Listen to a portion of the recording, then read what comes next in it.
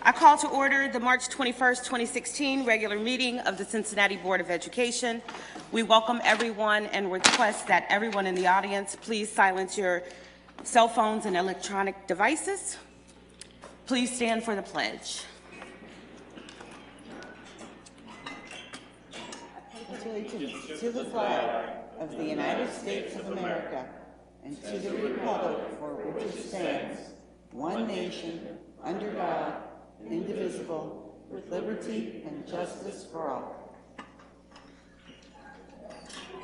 Mrs. Wagner, please call the roll. Mrs. Bates. Present. Ms. Bolton. Present. Mrs. Hoffman. Here. Ms. Jones. Here. Mr. Manera. Mr. Nelms. President Copeland Dansby. Present. I need a motion to approve the revised agenda to include a resolution. So moved.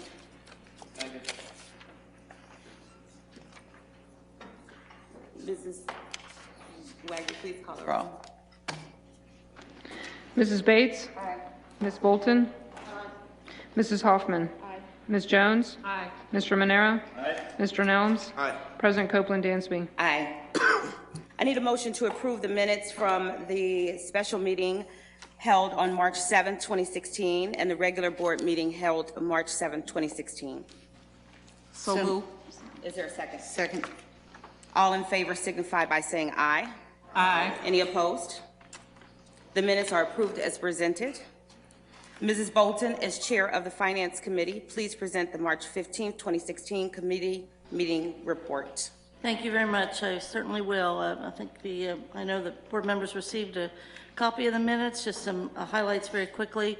We are approaching the end of all three of the audits that's been taking place, two of which are kind of at our request, and that will impact some of our levy planning. We also received an update on levy planning from the superintendent.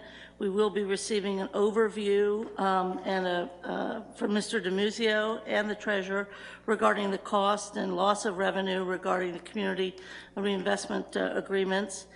We had a facilities update, and we're acting on a resolution today based upon the presentation by Mr. Mooring and the closeout of parts of our FMP. And then also we had an update on the transportation contracts, and know again that the district is taking over the routing as well as having multiple vendors, and we did talk about the importance for customer service. We are going to be receiving an arts inventory just from a standpoint of interest by the committee and financially. We also are sending out, the district is sending out, the administration is sending out an RFP regarding lobbying services, expressing the interest by the board that we may want to extend those kinds of services and expand those kinds of services at the state and national level. Report regarding insurance. Also, the treasurer brought to us a change in the tax budget, which we don't have to vote on, but more particularly, she will need a board action to transfer funds down the road. And then also as a follow-up to some levy discussion, the treasurer has contacted the county auditor to get some information, and if I could have her just to say what she found out from the county auditor, I think it will be illuminating for the board very quickly. Sure. Treasurer Wagner.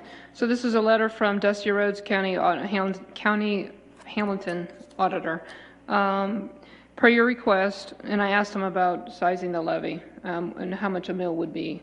And so per your request, one new mill will generate an estimated $5,899,000 in 2017 for the Cincinnati School District. The estimate is based on 97% of the current real property value for the tax year 2015 and a conservative estimate for new construction. The estimate can be prorated to arrive at the funding levels that are required. The cost to the owner of a $100,000 market value home for one new mill is $35 annually. Due to legislative changes, additional and replacement levies do not qualify for the non-business and owner-occupied credits or the current sales tax credit. Thank you. That's a report from Finance. Excellent, thank you. Board Member Jones, as a member of the PBE Committee, can you please read the report or give a report for our last Committee of the Whole meeting, which was on March the 16th? I was not. Oh, you weren't there? No. Okay, well then you cannot update the public if you were not there. So I'll do the update. I was really just trying to give somebody else an opportunity to do that, and I apologize for that. Okay. In our meeting on March 16th, we had a magnet enrollment update and a great conversation and discussion about policy. Mrs. Neal Miller and Mrs. Jenkins updated the committee on feedback related to magnet enrollment. There was a report that was given. We discussed the top choices. We also had an update from the UC Action Research Center, who facilitated town meetings on behalf of the district. They actually had a really good turnout, 94 participants in 2 meetings. The full report is available in the board office. We also had a very lengthy conversation after hearing their reports related to specific conditions that we either want or do not want to include in policy. And so I present this as written. We need a voice vote to accept the committee reports as written. All in favor say aye. Aye. Are there any opposed? Great. So we're at the part of the agenda tonight where we will hear presentations. Our first presentation will be from the Business Education Connectivity Council, and I want to invite Ms. Jill Hollander to the podium. And Superintendent, I don't know if you have anything that you'd like to say to tee up the presentation? Well, Jill is joined by a number of individuals from local businesses and the regional chamber. So I do believe that Jill will be introducing them, but I do want to thank all of our business partners out there in the audience who have been working with us and with our students to get them workforce ready. Dansby, Vice President Bates, members Bolton, Hoffman, Jones, Manera, and Nelms, Superintendent Ronan, Treasurer Wagner, members of the community, administrators, teachers, parents, students, and staff. I'm Jill Hollander. I'm the Career-Based Learning District Administrator for Cincinnati Public Schools, and I'd like to thank you for giving us time tonight to talk to you about the exciting things that we're doing with career-based learning. I'll briefly review the district's pre-K through 12 workforce readiness plan, and in a moment, I'll also introduce you to our very special guests. We have the Business Education Connectivity Council with us tonight, and they're going to present the work that they've been doing with our 11th grade students and all the amazing successes that they've had so far this school year. After that, I'll show you a little bit of the expansion plans for the 2016-17 school year, which is a part of My Tomorrow and Vision 2020. So I'll begin by talking a little bit about why the BECC and CPS are focused on workforce readiness and what that term really means to us. So workforce readiness, aside from career and technical education, refers to preparing all students for the workforce with a relevant toolkit of skills that they can use, whether they're going to college and then into the workforce, or whether they're going into post-secondary training and then the workforce after that.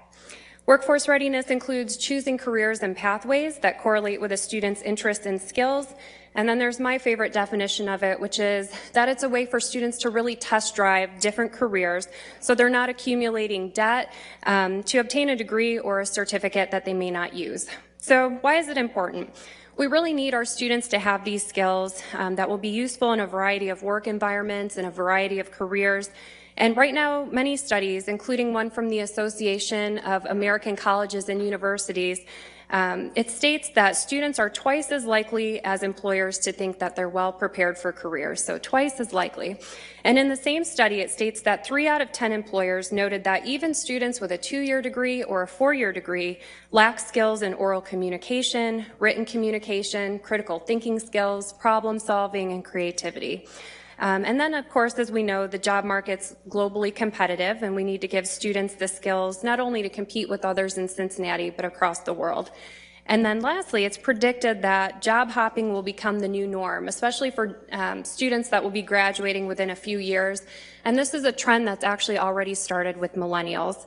So the number of contract workers is expected to increase, and the number of people staying in jobs long-term, even past a couple of years, is expected to decrease. And then lastly, studies and literature by Thomas Frey, he's a futurist. He suggests that about 65% of the jobs our students will have in the future don't yet exist today. And depending on the research, that number goes all the way up to 80%. So I was going to show you a short clip, but we don't have audio. So I'm going to just show you a couple pictures of some of the careers in the future that Thomas Frey talks about. He talks about cybersecurity specialists. These are the types of jobs we're preparing our students for in the future. Drone developers, and then even robotic surgeons. So definitely a very different skill set. And then overall, we're preparing students by ensuring that they have knowledge of skills and interests in relation to their different career options, that they can utilize strategies to achieve their career goals, and that they truly understand the training, the education, and the personal qualities needed for various positions. Okay, so looking at the big picture, we know that this isn't something we can do solely in the student's 11th or 12th grade year. We're preparing students to be successful in college, post-secondary training, and ultimately careers as early as pre-K or kindergarten. In elementary school, students really work on becoming aware of careers. They use career education to start connecting academics to the world of work. In 6th through 8th grade, students explore abilities, interests, and values related to careers. And then in 9th through 12th grade, they really prepare and solidify plans. So they focus on setting goals, they focus on core academics that are critical to college and career readiness, and then they start to navigate those really difficult decisions. So these are steps and stages recommended through the American School Counselor Association. And these stages continue even after students graduate. It allows them to find career placement, career maintenance, and career mentoring, and ultimately, again, preparing them for post-secondary life. And while this looks like a lot of details, this is also a pretty big picture. Starting in kindergarten, students began receiving exposure to the 16 nationally recognized career clusters. And in a moment, you'll hear the BECC talk about how we're providing very intentional, in-depth experiences for our students based upon these clusters. And the BECC board is looking to expand their board so that all of these different clusters are represented. But our students have certainly had exposure and knowledge of all the clusters through the BECC events this year, through advisory lessons, and then through the CPS Business Training Center. So according to ASK, in those elementary grades, students learn career awareness, and they'll do this through classroom lessons, guest speakers, field trips, and some elementary schools even have mini career expos. And this is an area that we're looking to expand within the next 2 years. Some of the elementary grades will teach workforce readiness skills through advisory, which I'll elaborate a little bit further on at the end of the presentation. And then in 5th through 8th grade, students really began their in-depth, comprehensive awareness and exploration of all those different clusters. So in our district, each grade level, 5 through 8, focuses on a series of advisory lessons based on those career clusters. So for example, in 5th grade, students focus on transportation, distribution and logistics, human services, hospitality and tourism, and agriculture.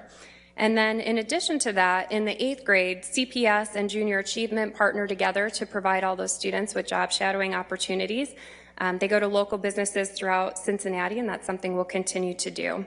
This actually just occurred last week for this school year, and we had over 1,000 8th graders participate. So that's pretty exciting. And Laura doesn't know this is in here, but this is a picture of Laura. She graciously invited all those 8th grade students into her office and talked about all the different opportunities and careers that we have at central office.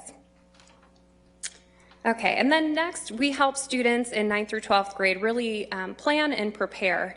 And there's something called Holland's theory of vocational choice, and it talks about how we need to help students avoid compromising on careers. And to do that, students really need an accurate understanding of themselves, of careers, and of their options.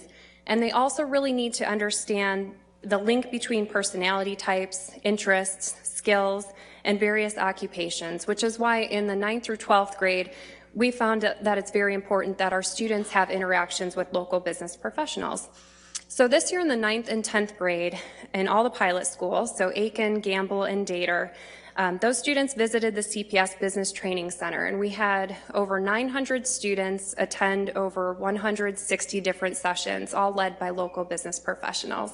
And they presented in the areas of effective communication and team building, resume building and job application basics, solving ethical issues in the workplace, financial literacy, and careers in the community. And for careers in the community, we really had a strong focus on the careers that we know will be available when students graduate. So we had a strong focus on IT and healthcare, and then we also had professional from the trades and some from nonprofits come in and just talk to students about what all those different opportunities look like, especially in our city. And then the 11th grade students experienced the BECC CPS events. And this year that included a 2-day career readiness education workshop. And that started at the very beginning of the school year to help prepare students for the remainder of events. They were able to attend a career expo. They had interviews of professionals and job shadowing. And then also on the 26th of April, they will participate in mock interviews with local business professionals as well. And our BECC will talk more about that in a moment. And then lastly, in the 12th grade, students receive a lot of information regarding internships, apprenticeships, career workshops, part-time jobs, and they learn this through advisory and job shadowing opportunities. And then this year, something new that we've implemented is the use of a program called Circle. So students also get very personalized newsletters sent to them.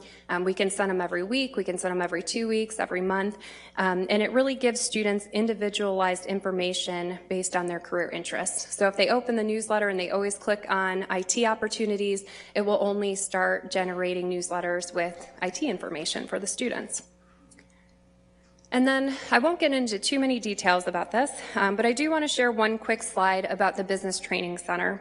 As the chart shows you, 96% of the students noted that they'd give the business professionals who presented to them either an A or a B, and 97% noted they learned new information about careers.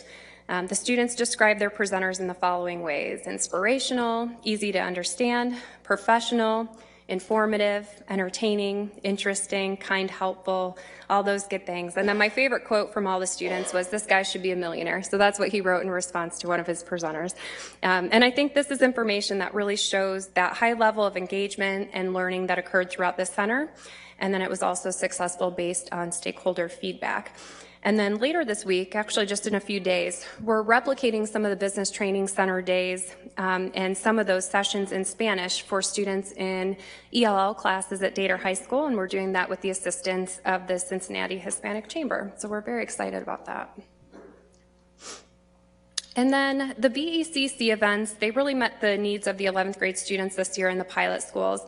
We had roughly 400 students served through these events, and we were excited that we went above and beyond even our own expectations for one of those events. For job shadowing, we not only provided opportunities for all of our 11th grade students in the pilot schools, but we also provided job shadowing opportunities for almost all of the 12th grade students at Aiken and a handful of students at Gamble Montessori. Our students went to Kroger IT, Children's Hospital, DHL, the Cincinnati Zoo, Knowledge Works, CVG Airport. Some came to central office for that. And then they were also able to visit Xavier's Office of Innovation, where a lot of different organizations came together to provide opportunities and just talk about all the different things that are local and available to students. We had Circle, the Cincinnati Scholarship Foundation, Kroger IT, and Xavier all present together. So overall, just with job shadowing, we were able to provide opportunities to hundreds of our students.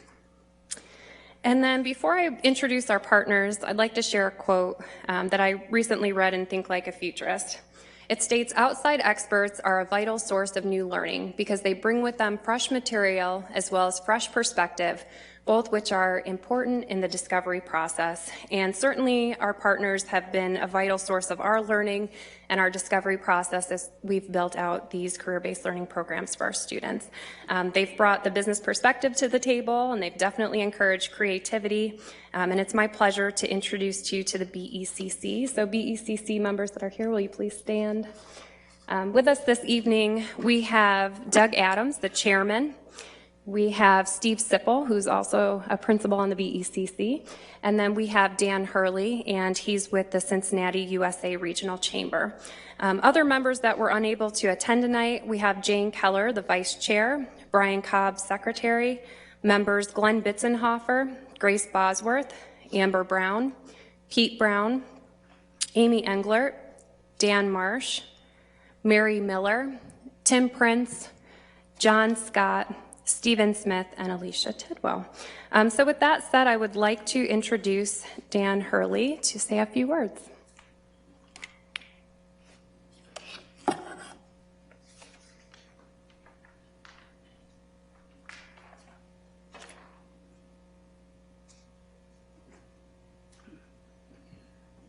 This will be very short. I'm from TV. I can do it in 90 seconds. First off, I want to bring greetings from Jill Meyer, our new CEO at the Chamber. She wanted to be here tonight, but she and her husband are heading the Arts Wave campaign, and they're sort of scheduled wall to wall for months. Secondly, I want to mention that this program grew out of our first year of our new program called Leadership Action. And for the first time in over 20 years, we pulled projects out of Leadership Cincinnati and created a program specifically to move the needle on important issues in our community. And out of that first year, and actually we just finished our second year last Thursday, we have created 3 really important projects. But this is critical in the way that the Cincinnati Public Schools, and especially Laura Mitchell, right behind me, who was helped facilitate this, is very important. And in fact, that led to Laura then joining Class 39 of Leadership Cincinnati. So one of the aspects of that is that members of her class have gotten involved in the business education community connections councils and their activities, going into classrooms, being involved with various activities that were just pointed out. So part of our new strategic plan at the Chamber is to focus laser-like on the question of talent. And of course, this is the pipeline project, which there can be a lot of short-term things you do, but the only thing that will really impact this community in the long run is transforming the experiences of the young people in our community so that they gain new skills and end up staying invested in this community. So we are really pleased to have our very first project out of this new program to be a partner with the Cincinnati Public Schools, and very happy with the way this is developing. Thank you.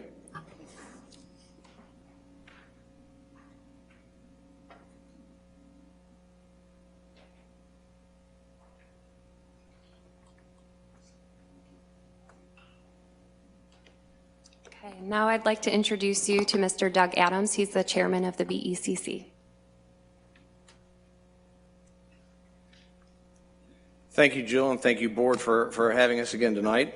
You might remember it was about a year ago to the day that we stood up here and talked about an ambitious program called the BECC, and you're like, what is the BECC, and how are you going to help?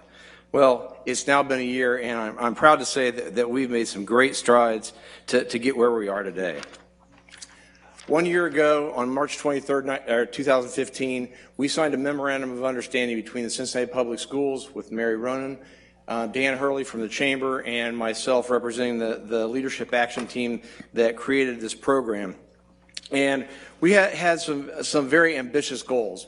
We had a mission that we were going to open doors to the greater Cincinnati youth to assess post-high school employment opportunities that maximizes their potential and meets the region's workforce needs. If you think about it, back then when we talked about it, there was this disconnect between what the business community wanted in skills and what the Cincinnati Public Schools thought the business community wanted in skills. So unless these two teams came together and plugged into each other, there wasn't going to be the ability to show our kids all the opportunities that they have post-graduation.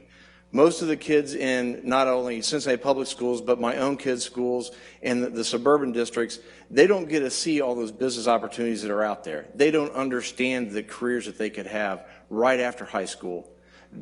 They get maybe 3 to 5 miles outside their district and don't really see what could be out in Blue Ash or across the river.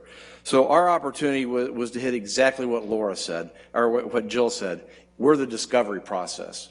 We want to show the kids all the opportunities. We want to show them the horizons of things that are out there so that when they get through their graduation, they can have those opportunities at their fingertips, whether it be right into a career or whether it be post-graduation education. And unfortunately, where Dan said he can do this in 90 seconds, I'm a banker, I can't. So bear with me. Our strategy, we wanted to make this experiential. So we wanted to get the kids out of the classroom into the business world to see what's out there.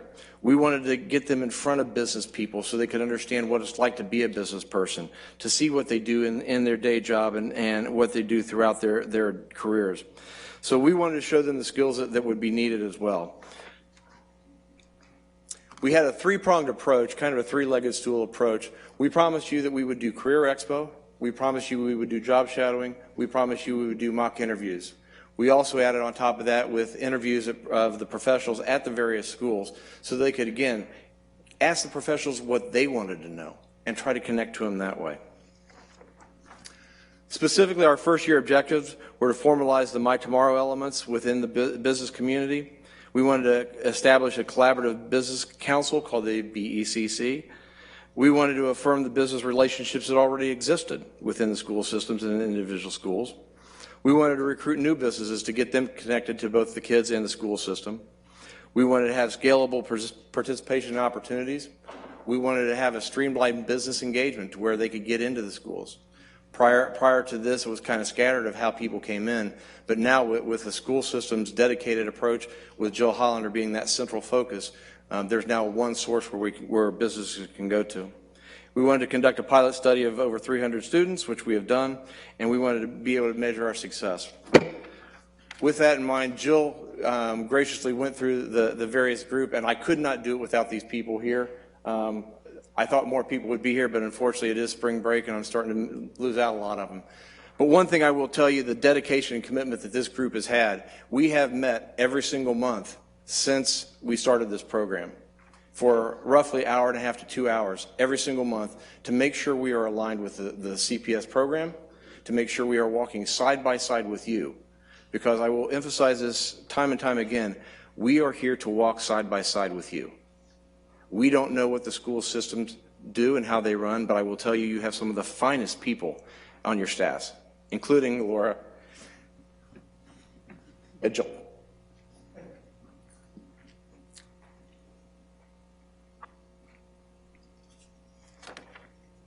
The principals that we have dealt with are first class. Steve Sipple is a wonderful teacher, a wonderful principal, a wonderful educator to his kids.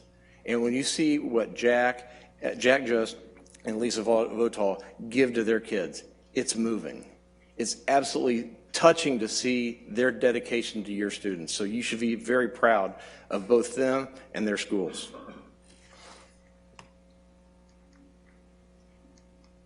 First year accomplishments.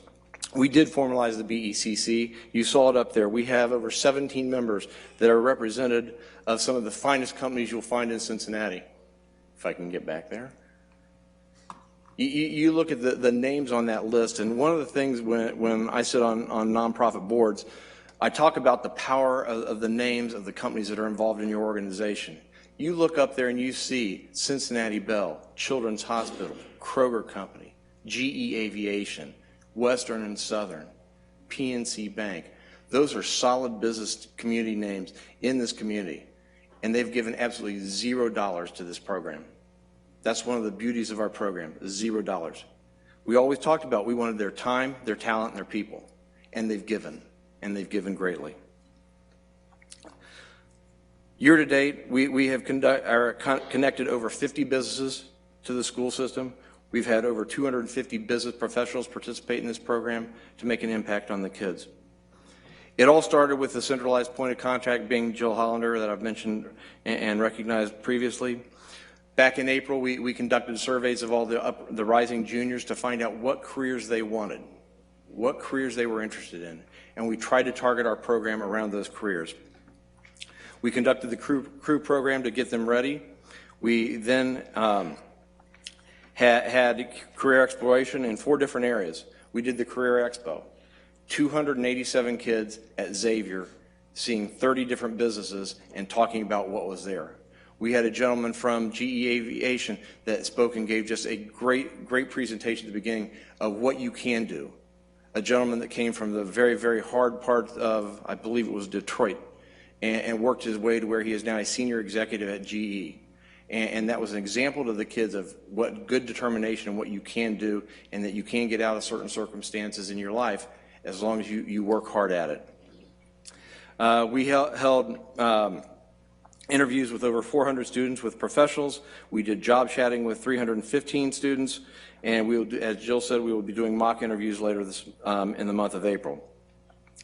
During each of these things, we went back to the kids and got a post-assessment of what went well, what didn't go well, so that we can learn through our process. One of the things that we hope to be able to do in the future is track what happened with these kids, because we might not be able to figure out exactly the impact we've had, but if we have those kids that have taken a step in their career that they never thought they'd do, we'll be so many light years ahead of where we were. We did the Career Expo, so I'll give you a vision of the Career Expo. We tried to make this thing interesting to the kids. So we're trying to entertain 287 kids. And, you know, a bunch of business people have no clue how to relate to 287 17-year-olds. So thanks to our principals and thanks to a lot of music and entertainment, they walked into the Centos Center with music blaring and really pumping them up to get excited. They walk in and they see 30 different booths around the center there with people that are young people, not gray-haired guys like me, but young people that can speak their speak and tell them about careers and tell them about what they do. And they could walk from booth to booth because they could see 16 balloons above each booth, or if it was 8 balloons representing the 8 different career clusters. So there was color there. And then Steve created a passport that each kid had to go through and check off 2 of his own interests or her own interests, and 1 that might not be anything she knew anything about. So they had to go actually get their passport checked. So there was food, there was prizes, it was just a lot of fun for the kids. And they got to see things that they never would have seen otherwise. They got to see the skills trades and talk to them about what they did. They got to see people from Centos and what they do. They got to see manufacturing. They got to see people from the public services. They got to see banking people. So it was a well-rounded event where they could really find out where they wanted to go. And it's stories such as the one young lady went to the Cincinnati Fire Department's booth, and she was talking to this one African-American lady who just so happened to be the first officer in the Cincinnati Fire Department, female officer. And the young lady said, "I didn't realize girls could be firemen." That in and of itself is the reason why we're here.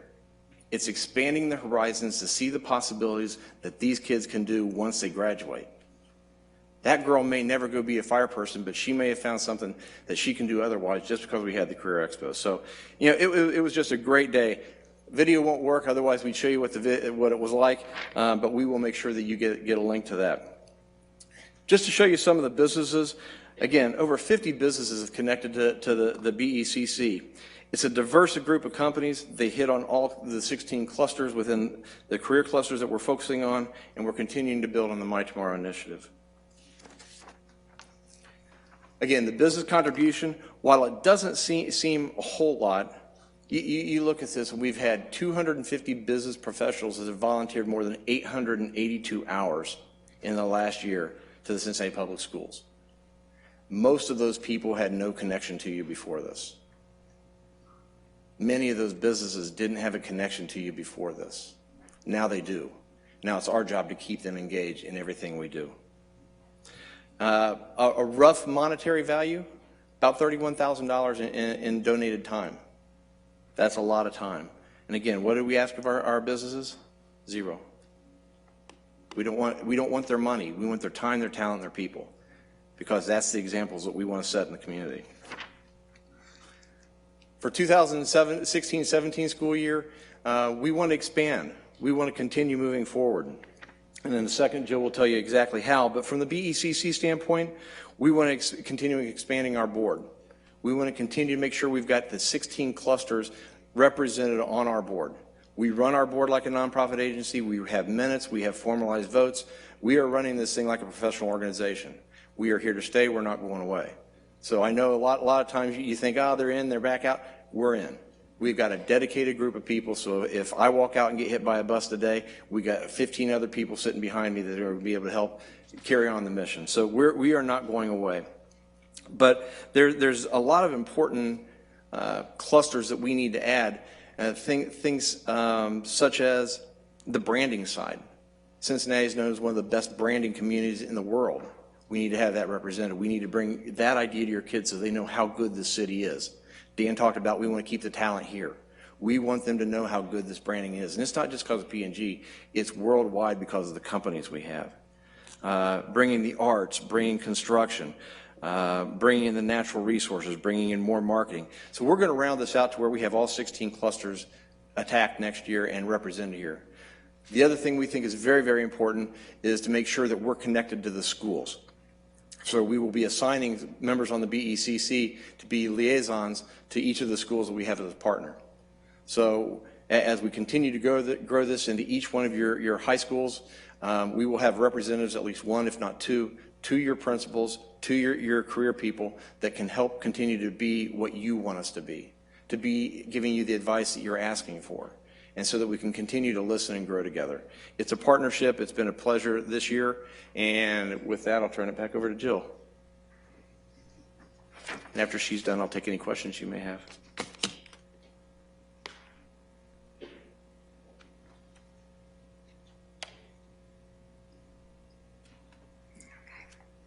All right, thank you, Doug.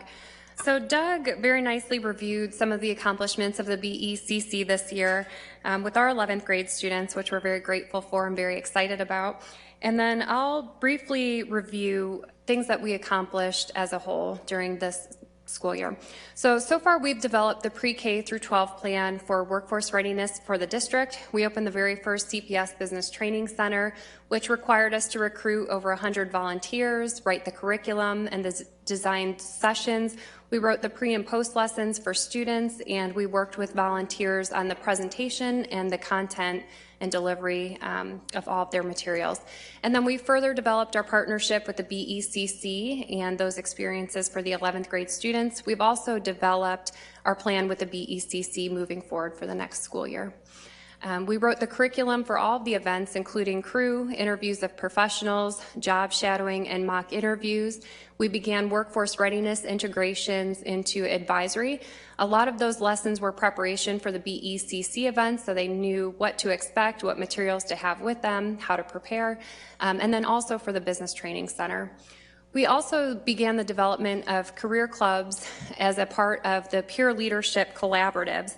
And our Title I high schools will offer 5 different types of student-led clubs where students develop and implement campaigns so that they can create awareness and action around 5 different areas: college, careers, women's leadership, men's leadership, and service learning, all of which will help our students develop skills that they can use post-high school.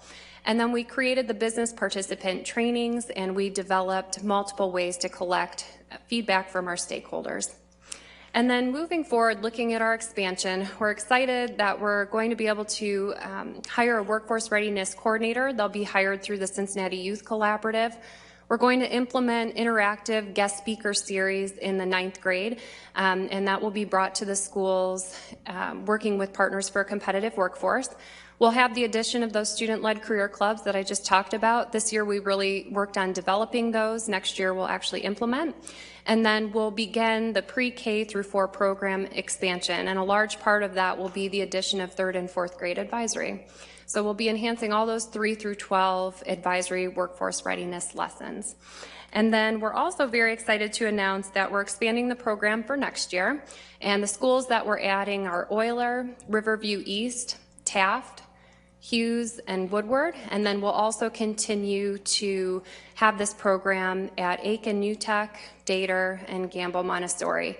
So the number of students that we're serving through this program, it will increase from about 1,400 students to 3,200 students. This is students in the 9th through 12th grade. And this includes the BECC events, the Business Training Center, and that interactive guest speaker series for 9th grade students. So I'd like to thank you for allowing us to share the pre-K through 12 workforce readiness plan, and also to share with you those exciting efforts of the BECC. I would love to come back to present with you sometime with the students and the volunteers. There's a lot of really great connections that our students made with volunteers, and they would love to share their stories, and then also maybe to go a little bit more in depth about the K-12 plan. So thank you. Are there any questions? Sure. Thank you for your presentation. Board members, are there any questions or comments? Ms. Bolton. Thank you very much.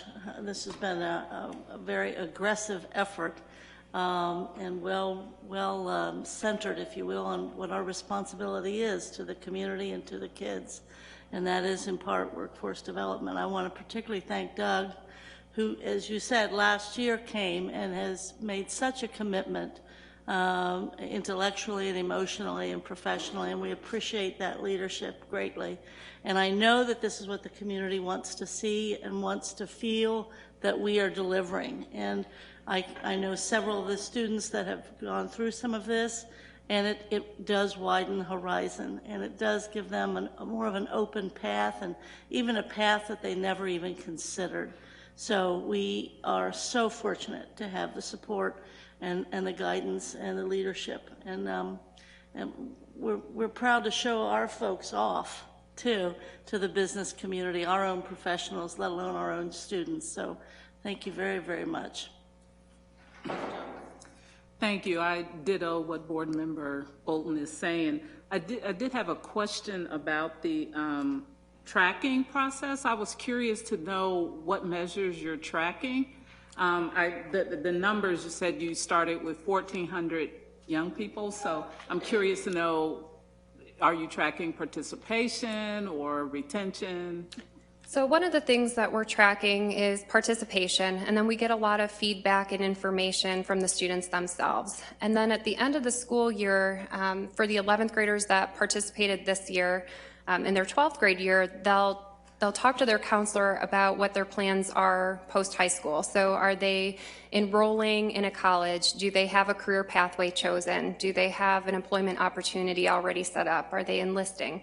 So those are the ways that we'll kind of track the progress of the program. And then, of course, looking at college and career readiness, all of our test scores will show us if there's an increase in that as well. It'll be interesting next year when you come back, if we could see some of those numbers, just to, it always helps when you can indicate numbers to say achievement. We've achieved our goals, so. Absolutely. Thank you. Sure.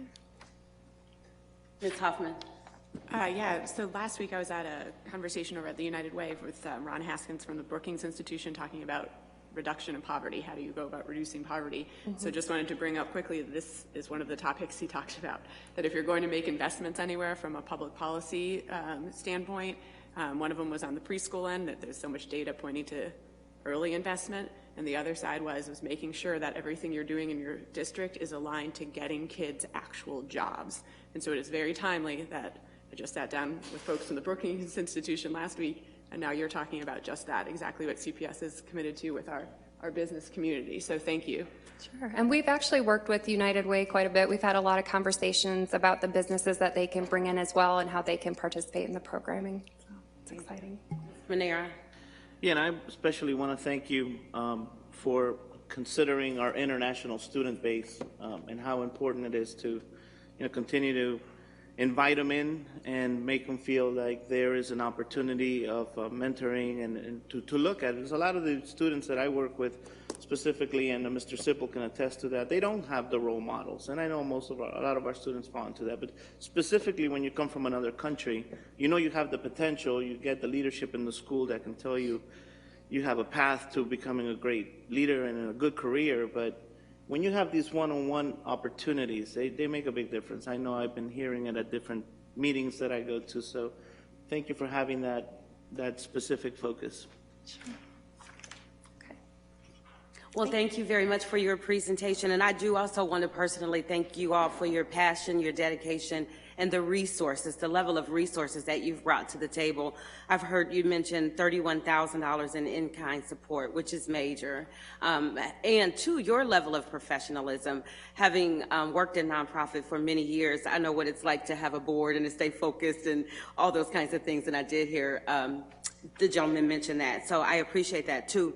And a lot of our students, all of our students know that they can be great based on what they're able to see and touch. And so the whole experiential learning side to that really makes a big difference. So we'll look forward to having you back and seeing how you surpass your goals. All right, thank you so much. Thank you. Our final presentation will be an overview of the efficiency study by Daniel Jernisick.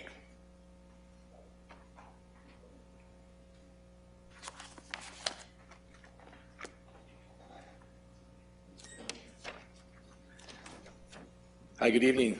Good Thank evening. you. And you got the pronunciation right in the first try, so that is great.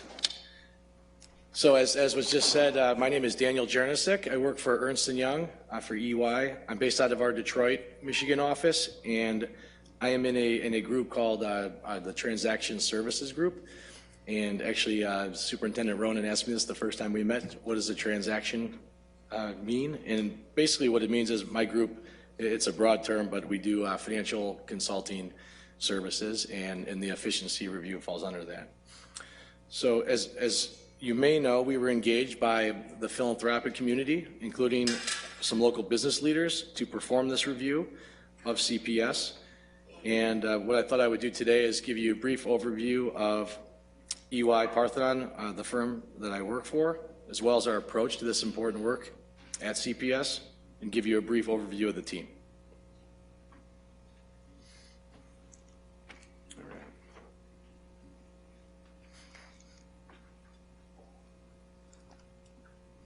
So EY Parthenon, or Parthenon EY, really started before as the firm that many of you know as Ernst & Young. And we're a global financial services provider of all sorts of services. Primarily, we're known for audit and tax, of course. However, the group that I work with is actually a consulting-based group. And approximately 2 years ago, in late 2014, EY purchased a firm called Parthenon, and Parthenon was a boutique consulting firm that does a lot of education types of work. And so the guys on my team in the transaction group have partnered up with the Parthenon guys to bring together both not only the financial aspect of skills, but also the education aspect of the skills, and we've combined them into a new combined service line. We now have extensive experience across all sorts of public school districts and municipalities, and we bring these services together. In addition, we have a multidisciplinary team, which has broader services and broader skill sets outside of just the financial and the education side, and we bring those skills in and we consult those folks when it's appropriate. In terms of the depth of our experience, you'll see on the chart here, there's a map, and the light gray states are those that we have recently performed some sort of a service or a project for a K through 12 entity. So over the past 10 years, we've worked with over 20 districts. We've worked with over 10 state departments of education, as well as over 50 school networks, including not-for-profits, and we work with with many, if not all, the leading local and national foundations that work in the K through 12 space. The primary areas of the focus that we typically work with are the business and financial planning side, school and portfolio management, human capital studies, which is included in the efficiency studies on the revenue and expense side, as well as innovation and personalized learning. So what would our approach look like to this engagement? Kind of broken it down here into three main work streams. These work streams are interrelated and they overlap, but I broadly break them into three. And the first one on the left you'll see is what I'll call the current state. So what that is what is the current state of CPS? What factors have led CPS to where it is today? How is the district allocating its resources today to support its goals? What's the funding base look like? And how is that funding base spent? What's the expense structure? How does CPS compare with other urban districts? And what sort of financial shortfall, if any, is it facing? The second work stream, which is again, it's related, is what are the opportunities? So based on the investments that CPS is making or looking to make, what are the opportunities there? What are the benchmarks doing? What is the district doing for cost cutting or revenue enhancement opportunities? Lastly, the third work stream, what is the outlook? Where is this going? What are the enrollment trends? What are the assumptions that management is using in its forecasts? And what are the implications of these trends going forward to balance the budget? Now, the timing of our engagement, we began sometime in January, and we're looking to have things wrapped up by the end of April. We're working, as you can imagine, very closely with the CPS personnel, in particular with Jennifer Wagner and Mary Ronan, who have been extremely supportive to date, and I would like to acknowledge that and thank them for their ongoing support so far and beyond.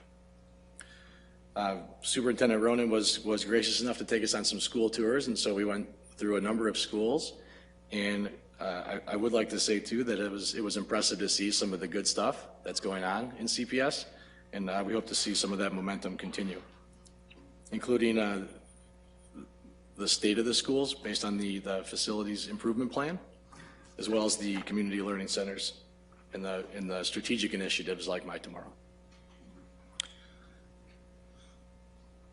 So on our team, I wanted to give you just a brief overview of the structure of our team. So we have about 4 or 5 guys that are dedicated, or people I should say, that are dedicated to this, and that will be the core engagement team.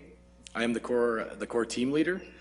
And then in addition, we have, which is on the right side of this page, we have what I'm calling subject matter experts.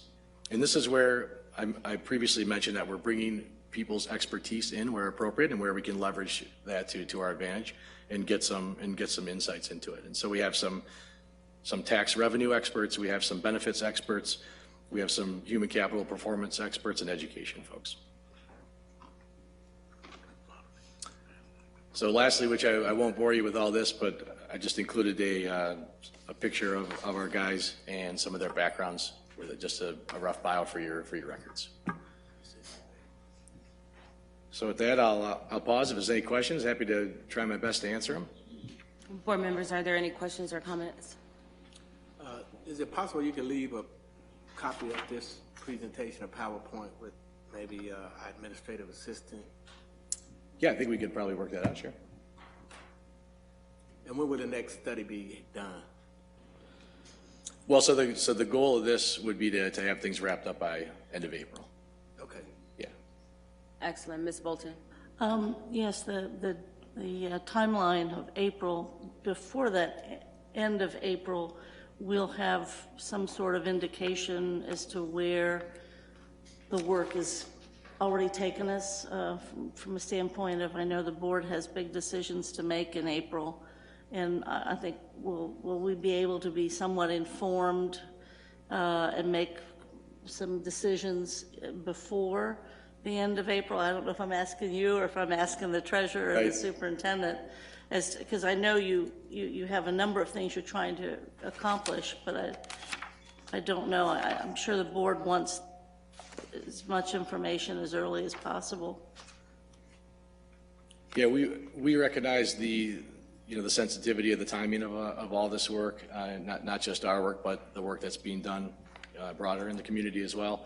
As I indicated, we're working very closely with Jennifer and Mary, and the philanthropic community and business leaders I previously mentioned have established a review commission that we're going to be working closely with between now and through the end of April. So we will have some information as we go, obviously, to help us make a decision perhaps early on in some way, shape, or form. Treasurer? Yes, the business community actually created a steering committee that Parthenon and EY report to on a fairly regular basis. So information comes to the steering committee. We'll be sharing it with the board. And I think that would be helpful for the board to have it as it comes, rather than having to wait. I think that'd be useful. And I'm very appreciative also, and I know the whole board is, of the business and philanthropic community supporting this and funding it. And I think, as I've said, it's either the bravest or the dumbest thing we've ever done. But I appreciate the superintendent and treasurer's confidence in the work, not only performed by you, but our willingness to open the books. I think that's quite a testament to their leadership and to everybody's work. So I appreciate it. And this is going to be a great thing for us to know as a baseline to move forward. So it's great. Appreciate it. Great. Excellent. I want to personally also thank you and our administration for working so very closely together, and to specifically ask you, are you getting the information that you need in order to complete the work that you need to? Yeah, what I said previously was 100% true. If I could have said it stronger and it would have been more true. I know that it has to be a huge time consumption and nuisance for Jennifer and Mary both, as well as the rest of their teams, but they continue to be very supportive and extremely helpful. Well, good. Thank you for providing an overview of your work. We'll look forward to the results that you come back with, and I'm certain that it'll point us in the right direction as it relates to our financial status and how we can continue to steward our taxpayers' dollars for the great education that the district provides. Great, thank you. Oh, Ms. Hoffman. Just one quick thing. I think I also, since Treasurer Wagner has taken on her role, she has repeatedly said transparency, transparency, transparency, that we need to make sure that our community understands our budget, sees our budget, and we need to be transparent about it. So I want to thank the superintendent and Treasurer Wagner for that's not just words, like they act on that. And then thank you all and thank the business community for funding this. It's one of these things that have an outside organization come in means so much. I think it means a lot to our community, instead of us saying, hey, our books are open, look. But having an outside organization come in and do this deep of a dive is going to be so important in not just the transparency work, but also in making sure that there's a lot of trust around what our budget is and how we're spending it. So thanks to you and your team, and also thank you to our treasurer. Yeah, without the transparency, it wouldn't be possible to have an independent or a clear view. So you're absolutely right. I agree with that. Thank you. Okay, I'm choking. All right, thanks everyone. Thank you. Have a great day. Does anyone have any kudos?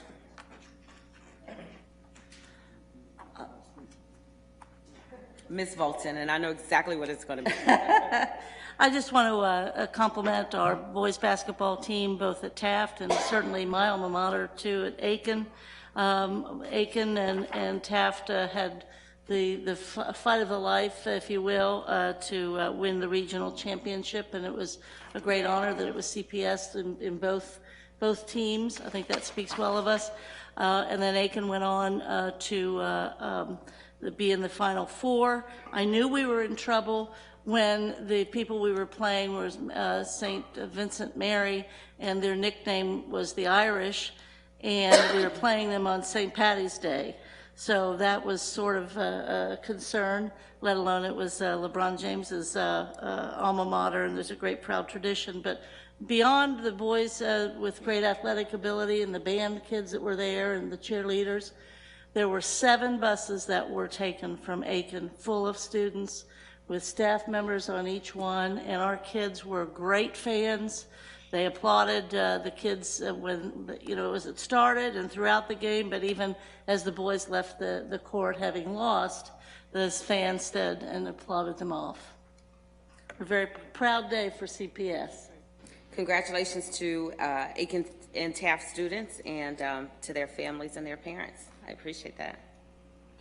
Mrs. Bates, please present the retirements. Yes, we have 3 retirements at this meeting for approval in the superintendent's report. We have Barbara J. Crawford, Karen Elam, and Leatha Wright, and we thank them for their service to our children over the years of their career. Thank you. We are now at the item on the agenda where we will hear from the public. Each speaker has 3 minutes to speak. Mrs. Wagner, our treasurer on the end in the beautiful blue blazer, will be our timekeeper. When the buzzer goes off, your 3 minutes are up. Please refrain from discussing any personnel items. When your name is called, please come to the lower podium to speak. Our first speaker will be Joanna Abrams, followed by Marissa Rowe.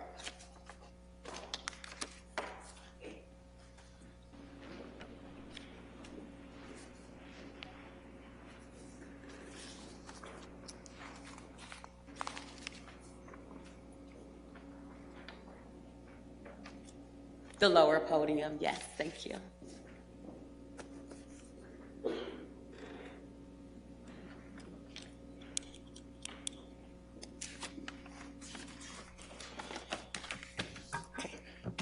Hello, and thank you for the opportunity to speak tonight. My name is Joanna Abrams, and I'm the parent of a first grader at the Hyde Park School. I also have a younger daughter who we hope will attend the Hyde Park School in the future. We're new to the school and to Cincinnati as of this past summer. We moved from St. Louis, where my daughter Anya attended school in the St. Louis City Public School District. The school she attended was a fully gifted magnet similar to the CGA here, but starting in the earliest grades. We moved to Cincinnati because my husband accepted a faculty position at the University of Cincinnati, and our hope after moving was to enroll Anya in a school like the one she attended in St. Louis, a gifted magnet within a diverse urban school district. However, everyone from our realtor to my husband's coworkers, even strangers on the internet, told us that our best choice for public schools was in the suburbs. While we wanted to move Anya from one gifted magnet to another, we were disappointed to learn that the CGA did not start until 3rd grade. However, we were intrigued by the Hyde Park School model, with the neighborhood program co-housed with the CGA and sharing many of the resources. Taking Anya from a much-loved school in St. Louis, we wanted to minimize any future moves or changes, and we liked the idea of remaining in the same school with familiar teachers and staff, even if she switched programs. We also love the idea of her being part of a neighborhood community. We have all benefited so much from getting to know our neighbors through the Hyde Park School, and continuing to see and be friends with children in her neighborhood, whether they enter the CGA or continue with the neighborhood program, is of huge importance to us. When we toured the Hyde Park School, we were really so impressed with the level of student engagement. In every class we visited, whether in the neighborhood school or in the CGA, the kids were eager to share with us about their experiences and about the curriculum at the school. We were especially pleased to see the many creative cross-curricular projects being completed by students in the CGA. The dual nature of the school and our hope to see our daughter continue into the CGA were a huge part of our decision to pick CPS and Hyde Park School in particular. We very much hope that the 2 programs will remain together as the Hyde Park School. Right now, the school is running out of space, and a solution for next year has been to rent space from businesses adjacent to the school. This seems like an imperfect and temporary solution to the community's growing needs, but we're still thankful to see that step being taken to meet the short-term needs of the school. And we're reassured to see that CPS is keeping the CGA and the neighborhood programs together. I think this is a unique strength of and draw to the Hyde Park School. Finally, I'd like to add that my family, and my husband in particular, were dismayed by some of the Hyde Park School facilities when we toured. In particular, he was very concerned about the cafeteria and the gym. which did not compare favorably to other schools that we looked at and seemed inadequate for the school size. So the growth is amazing and wonderful, but the facilities aren't adequate to support that, and we really hope that the money necessary to fund the expansions and renovations will be given to the school. Thank you so much for the opportunity to speak. Thank you. Our next speaker is Marissa Rowe, followed by Christy Polsford, followed by Joe Kentula. Good evening. Good evening. My name is Marissa Rowe. I'm a proud parent of both CPS and Hyde Park School. This is our 5th board meeting speaking to you about our space constraints at Hyde Park School. As you are already aware, we are exceeding the capacity of our building next year. Given our current enrollment numbers for next year, this is not a problem that is going to go away, nor is it solved by simply splitting up our school or putting our specials classes on carts.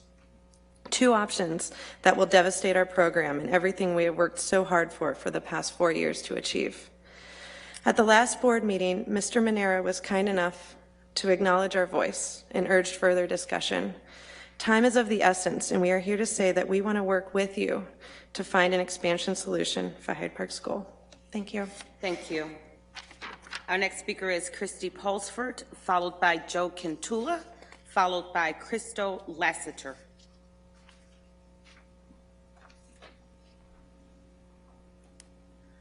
I'm Christy Polsford, and I'm a parent of a 5th grader at Hyde Park School and serve on the LSDMC.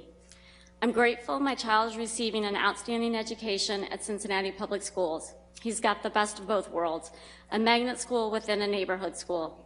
It's given him the opportunity to learn at his own pace for appropriate rigor and to take risk in a supportive environment. But most important, he's become a member of a happy, united community. A school community where children are learning to play and work, not only with the kid next door, but with kids from a variety of neighborhoods, backgrounds, and cultures. A diverse community on an elementary scale. A place where they are learning the skills needed to develop a positive community for Cincinnati, the city they're going to grow up to lead. The format of Hyde Park School allows for differentiating and engagement in learning at its best, while providing a sense of belonging. It's an environment that is conducive to both academic and social-emotional growth. I'm not the only parent who's thrilled with the education their child is receiving. The whole child approach has drawn many new families to Hyde Park School. Families who once chose private school or homeschool are now excited to be a part of CPS. I know as the population of the student body grows, so do challenges for administrators and teachers. I respect the effort they put in towards keeping the balance, and I admire how parents step up to support the staff. However, I worry about the impact the crowded facility will have on student achievement, peer relations, and safety. A long-term solution is needed to support the growth of Hyde Park School. A building expansion is needed to maintain this high-quality education. I appreciate that you as a school board continually work towards improving CPS so each child has an optimal learning environment. I recognize there are many obstacles you face, but notice the steps you're making towards progress. Please take time to visit our school to see the individual success that's on each child's face, the smiling and inquisitive faces that eagerly are walking into that building every day, the happy faces of children learning, and the confident faces of children preparing for their tomorrow. Thank you for your time and for supporting the expansion and growth of Hyde Park School. Thank you.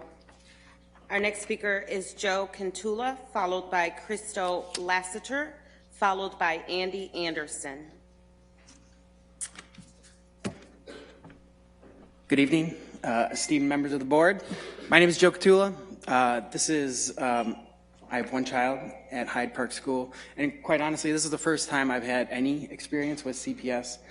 Work brought me here. I'm not originally from Cincinnati. So prior to this year, the only experience I had with Cincinnati Public Schools was through your mission statement, your objectives, right? And, you know, what I have seen and what we've experienced, our experiences at Hyde Park School have exceeded our expectations, right? And those expectations were exceeded mostly because of the dedication of the teachers, the staffers, the volunteers, and the support staff that goes into running a great school like Hyde Park School. Now, on top of that, there's also the environment, the community. I had a director of engineering that once called it that if you walked into a place, it was the smell of the place. And that smell of the place could tell you if it was successful or if it wasn't going to be successful. And when you walk into Hyde Park School, it's that smell of success that you get, of collaboration, of kids being engaged, right? You get that the second that you walk into that school. Now, I understand the constraints that are placed upon a board being pulled in many directions and having many different needs across a very large city like Cincinnati.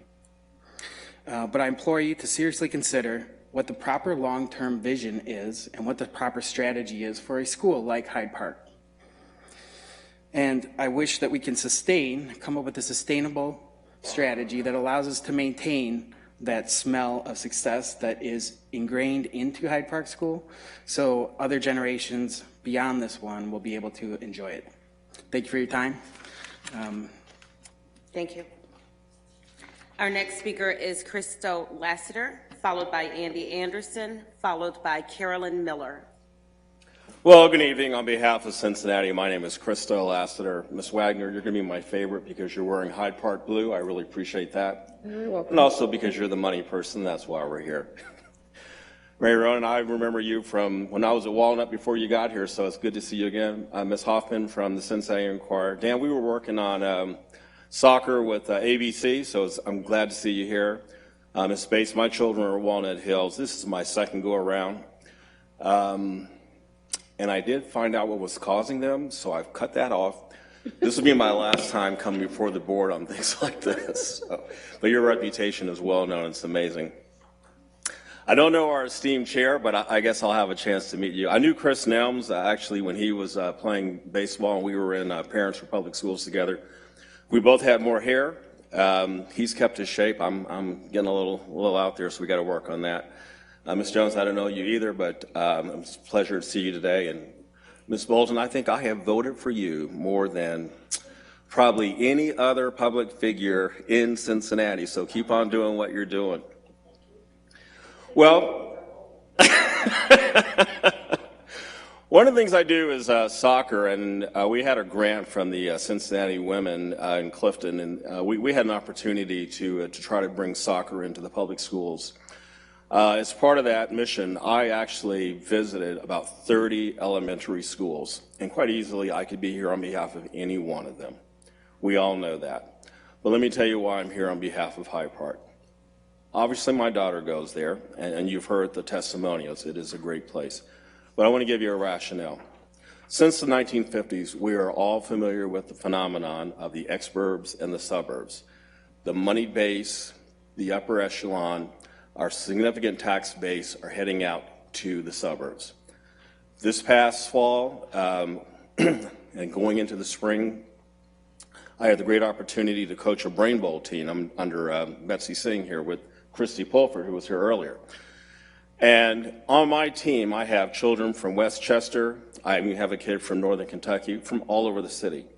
And the question I keep asking my children is this: how do you drive past all of those fantastic schools to come to Hyde Park?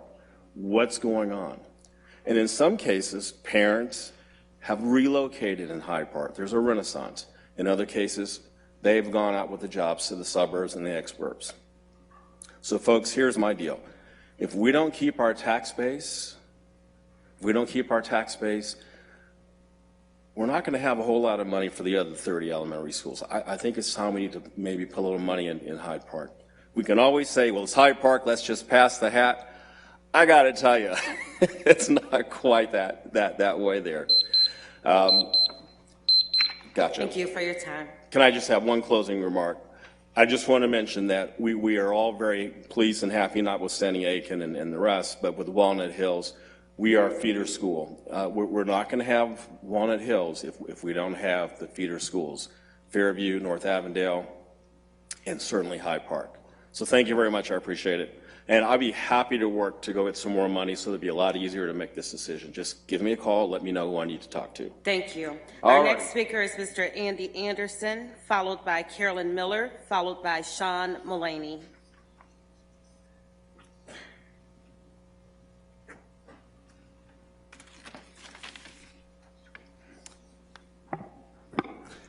President Copeland-Dansby, Vice President Bates, Superintendent Ronan, Mrs. Hoffman, Mr. Manera, Mr. Nelms, Ms. Jones, Ms. Bolton. My name is Andy Anderson. I'm a parent of 2 students at the Hyde Park School, kindergarten and 2nd grade. And tonight I'd like to continue to express my sincere gratitude to the members of the board for creating and sustaining the Hyde Park School, and opening a dialogue about the physical expansion of Hyde Park School. To further that discussion tonight, I'd like to talk about the stated strategic goal of Cincinnati Public Schools, great learning choices. It reads, provide for expanding learning opportunities and choices for all students that reflect a shared concern for the whole child and demonstrates appreciation for every student as a unique individual. Expanded learning opportunities and choices for all students. I really like the sound of that. Cincinnati Public makes one of their central tenets the concept of empowerment for their students and families in the course of their education. I love the idea of shared concern for the whole child. In fact, coming here week after week, I've enjoyed listening and learning about all the different strategies and approaches Cincinnati Public School employs to maximize their educational benefit. In fact, I believe the board, in marrying the Gifted Academy with the Hyde Park Neighborhood School, has created such a great learning choice that it competes for students and families that would otherwise choose a parochial or a private education. I think that's a big deal. We all have biases. It's part of being human. When someone says private school and public school, we unconsciously create an image of what that means. Right now, Cincinnati Public School is rewriting those misconceptions. Now, I'm a bit of an optimist myself, but I imagine a world in which public school has the reputation of offering a better education with more special programs, better facilities, better teachers, and greater diversity than a private school. That is the road you've put Hyde Park School on, and now Cincinnati Public Schools becomes open to many before that had not considered Cincinnati Public Schools. And it's too full. Hyde Park School needs more space. Considering all the complex challenges the board tackles, this kind of seems like an easy one. Bricks, mortar, more teachers, more opportunity, more choice. Please act quickly and decisively and expand the physical structure of the Hyde Park School to help the stated strategic goal, great learning choices. Thank you for your time, your consideration in the matter, and thank you for your service to the teachers and students of the City of Cincinnati. Our next speaker is Carolyn Miller, followed by Sean Mullaney, followed by Elaine Oland.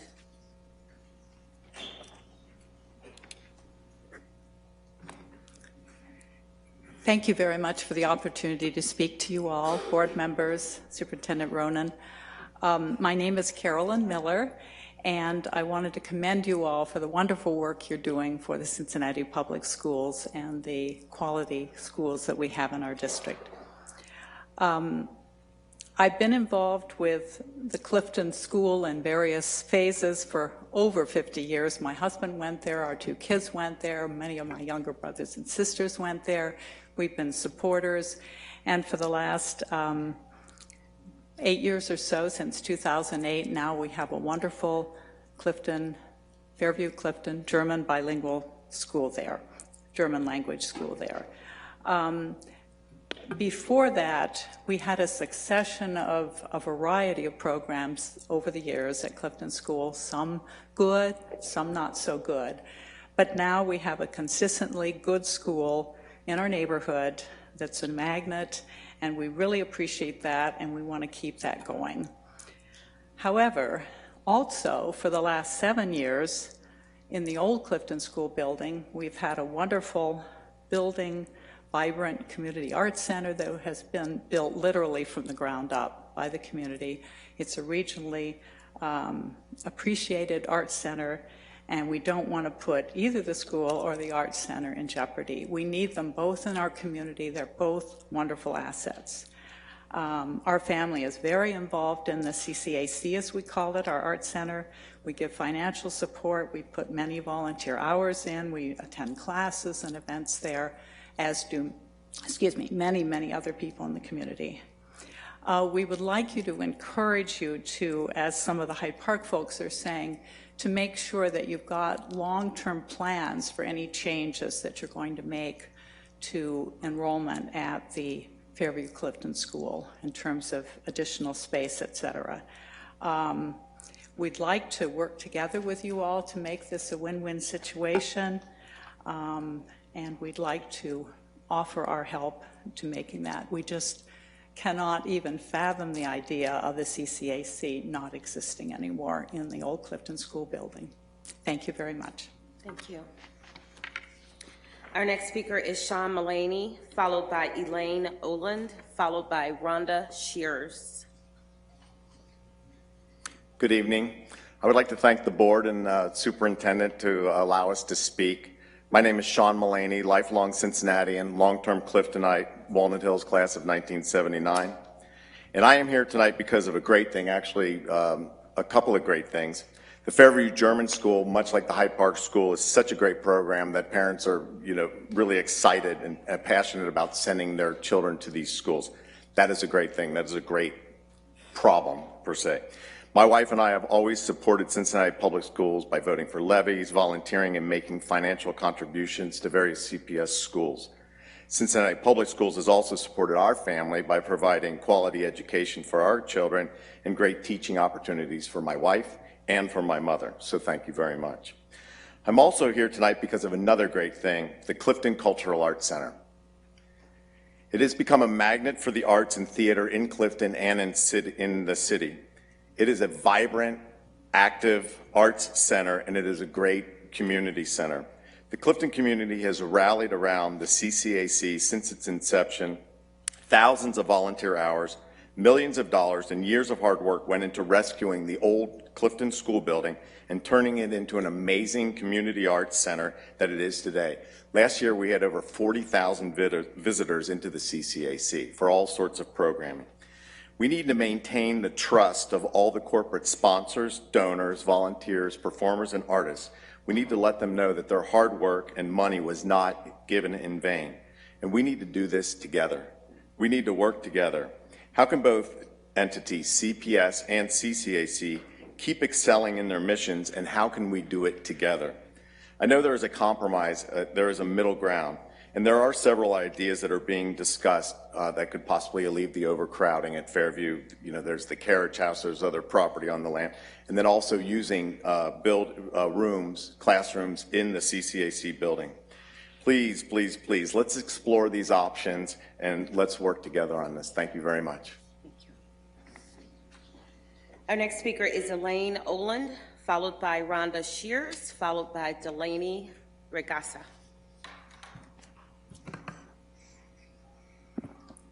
Hi, thanks for giving me this opportunity.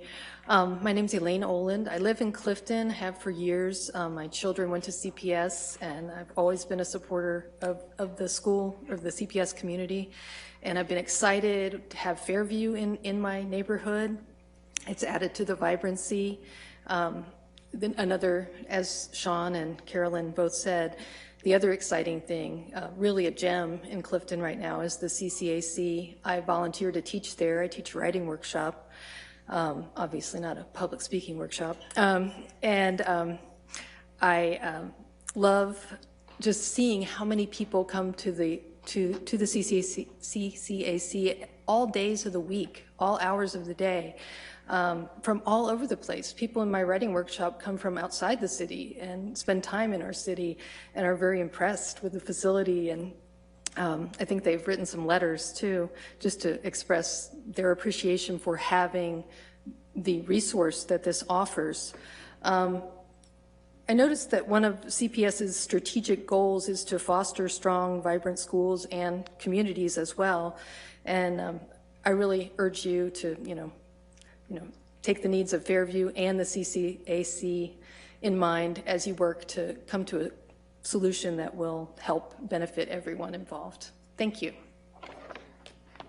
Our next speaker is Rhonda Shears, followed by Delaney Regassa.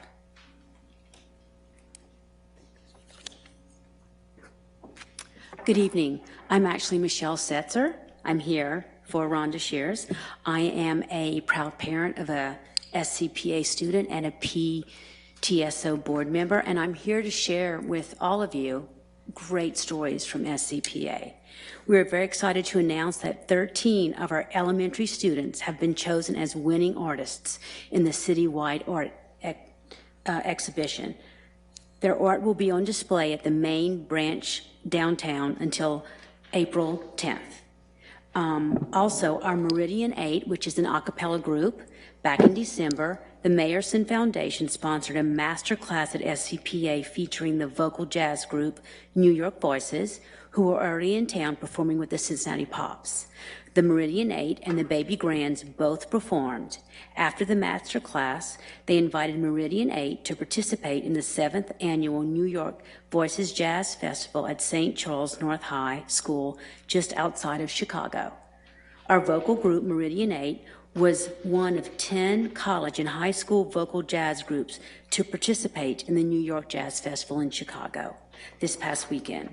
At the festival, the groups performed for and received comments from judges, followed by a 30-minute clinic with one of the members of the New York Voices. The judges were particularly amazed at Meridian 8's performance of Manhattan Transfer's version of A Nightingale Sang in Berkeley Square. SCPA's top jazz ensemble, the Super Band, performed at the regional Essentially Ellington Festival, sponsored by world-famous trumpeter Wynton Marsalis, Jazz at Lincoln Center, and hosted locally for the first time by UC's CCM on February 21st. Using arrangements of Duke Ellington standards by SCPA's Director of Jazz and Percussion Studies, Aaron Stuckey, the Jazz Super Band performed Caravan, A Night in Tunisia, co-arranged by SCPA student Mohammed Saeed. 2 SCPA soloists were awarded certificates of merit at the festival. Saxophonist Tim Richardson, a Corbett Mayerson awardee in 2015, and trombonist Lexi Hamner, who will be competing in this year's Corbett Mayerson Awards. Daily instruction by extraordinary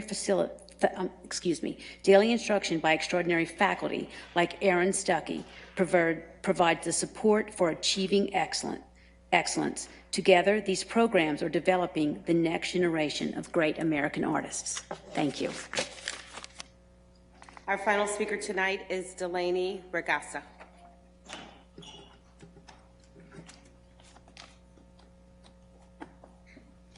Hi, I'm Delaney Ragusa.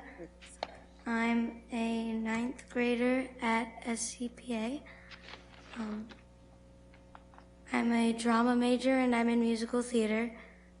And I understand that you may be changing the audition process and keeping kids without majors. I've been at SCPA for 3 years, and at my previous school I felt like I didn't belong. It was very academic and the arts program wasn't really there. I wasn't the best math student, but I was a theater nerd, and everyone there wasn't very accepting, and if you didn't play sports and if you weren't in all AA classes, you're pushed aside.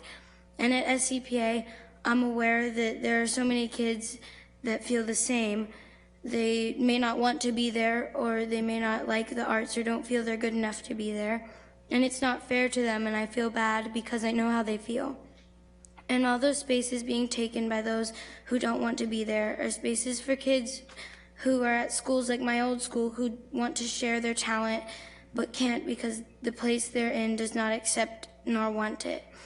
All I've been hearing this year is we're only as strong as our weakest person, and it makes me feel sad for those who may be weaker in some subjects at this school than others, and it makes me feel sad for those at other schools who are weaker in things like sports, like I was. I think that all kids should be able to be at a school where they can shine in whatever way they want to or whatever way they can. I worked very hard to earn my place at SCPA, and so have many kids. Thank you for your time. Thank you.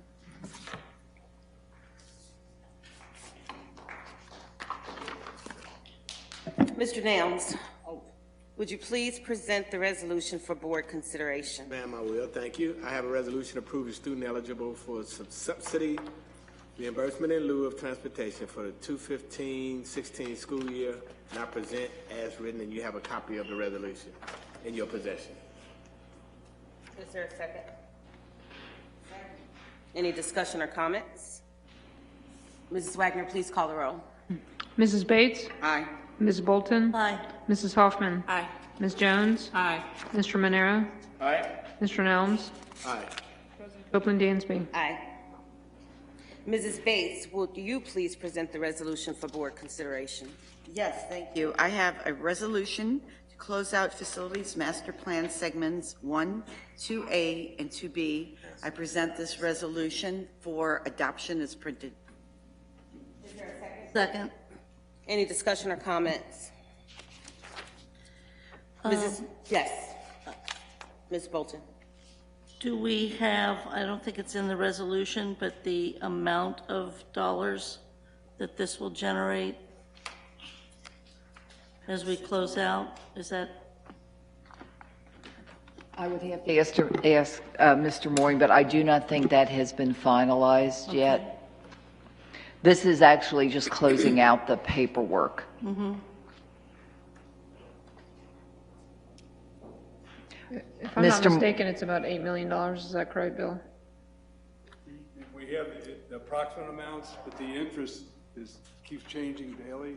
Maybe it's just pennies or whatever, but we don't have the final amounts for each one. This just authorizes the state to complete the calculation. Sure. And until we until we pass this resolution and close it out, the state will not calculate the amount. So that's why we're hopeful the board will approve this. The state will finally close the books, and then we'll attempt to get our dollars back in order to use for future projects. Excellent. Is there anything else, Ms. Bolton? No, that's fine. Ms. Wagner, please call the roll. Mrs. Bates? Aye. Ms. Bolton? Aye. Mrs. Hoffman? Aye. Ms. Jones? Aye. Mr. Manera? Aye. Mr. Nelms? Aye.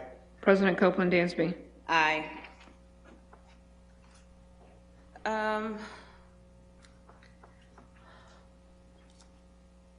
Ms. Hoffman, would you please present the next resolution for board consideration? I present a resolution naming Rising Stars Academy at Vine, and I submit it as written. Any discussion or comments? Yep, I have 2 points. Is that okay? I'm sorry? 2 things. Am I called on? I just don't want to jump in on it. You have a comment? Yep. Sure. So 2 things in the second whereas, where we say whereas with a child's education beginning in preschool, would we be okay amending that to say with a child's formal education beginning in preschool? I think we all believe that a child's education begins long before preschool. Mm-hmm. And then the other thing I just wanted to be clear about was that the permanent use of the full building isn't going to be just preschool, that we will likely always have some preschool there because we know it's a need in that neighborhood, but that we are still evaluating what the K-6 program is going to be in that building, and we've asked our administration to work with the community on what will be there. And so that is still coming. I think there was some confusion in the community about, wait, is this going to be a full preschool site? Is this going to be a magnet school? What is this going to be? So to be clear, there'll be some preschool there, and we're still evaluating what other programming will be in that building. I think the resolution clearly says in the 1, 2, 3, 4, 5, maybe the 6th whereas for the 2016-17 school year, the board is pleased to welcome approximately 200 preschool students in 10 classrooms into the reopened Vine Street School. So we know there are many more than 10 classrooms there.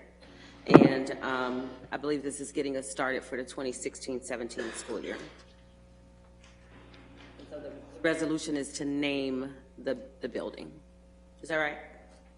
The building or the programs? I think it's really more the program, the Rising Stars program at Vine, because, since we are opening some preschools on the west side, we could do the Rising Star preschool program in Westwood, the Rising Star preschool program in Cheviot, depending on where we open those sites. Not necessarily the concrete building, but the functionality, yes. Yeah.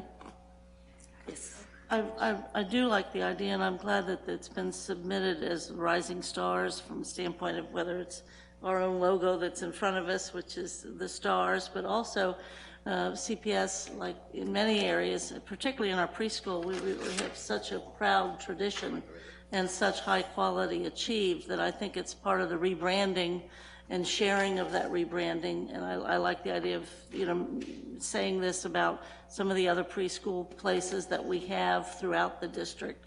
So I think this is a good idea. Okay. Mrs. Wagner, please call the roll. Mrs. Bates? Aye. Ms. Bolton? Aye. Aye. Ms. Jones? Aye. Mr. Manera? Aye. Mr. Nelms? Aye. President Copeland Dansby? Aye. We need a motion for a 48-hour waiver to add the next resolution. Is there a second? I second. Ms. Wagner, please call the roll. Mrs. Bates? Aye. Ms. Bolton? Aye. Mrs. Hoffman? Aye. Ms. Jones? Aye. Mr. Manera? Aye. Mr. Nelms? Aye. President Copeland Dansby? Aye. This next resolution is a resolution to revise the 2016 Committee of the Whole meeting schedule, and I present it as written. Second. Any discussion or comment? Ms. Wagner, please call the roll. I think we have, for me to understand it, this is reducing the number of Committee of the Whole meetings that we have currently scheduled, which is a long tradition. And in part, this is to address the issue in part regarding compensation.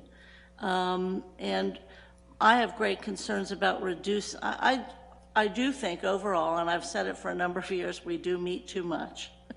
And the reality is, though, that in this particular year, which is going to be, as I understand it, a levy year, a leadership transition piece, we have a number of strategic initiatives on the calendar, so to speak, both My Tomorrow and Whole Child Initiative and the quality seats.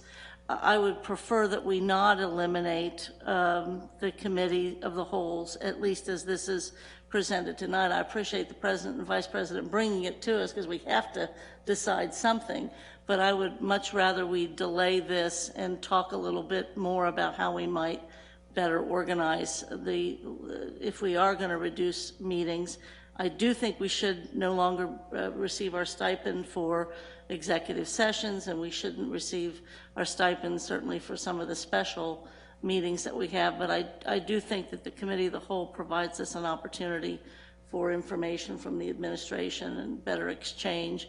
And our Monday night meetings, of course, are on behalf of the public as we do our work, but I would really like to not have this pass this evening, and I don't know how anybody else feels about it, or at least pull it until we can have a discussion about what an alternative would be. But I understand totally.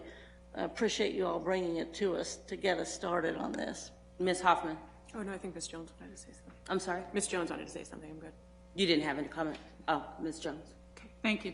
I, too, really support the intent of the resolution in helping us to be more efficient and, of course, with the issue around stipends.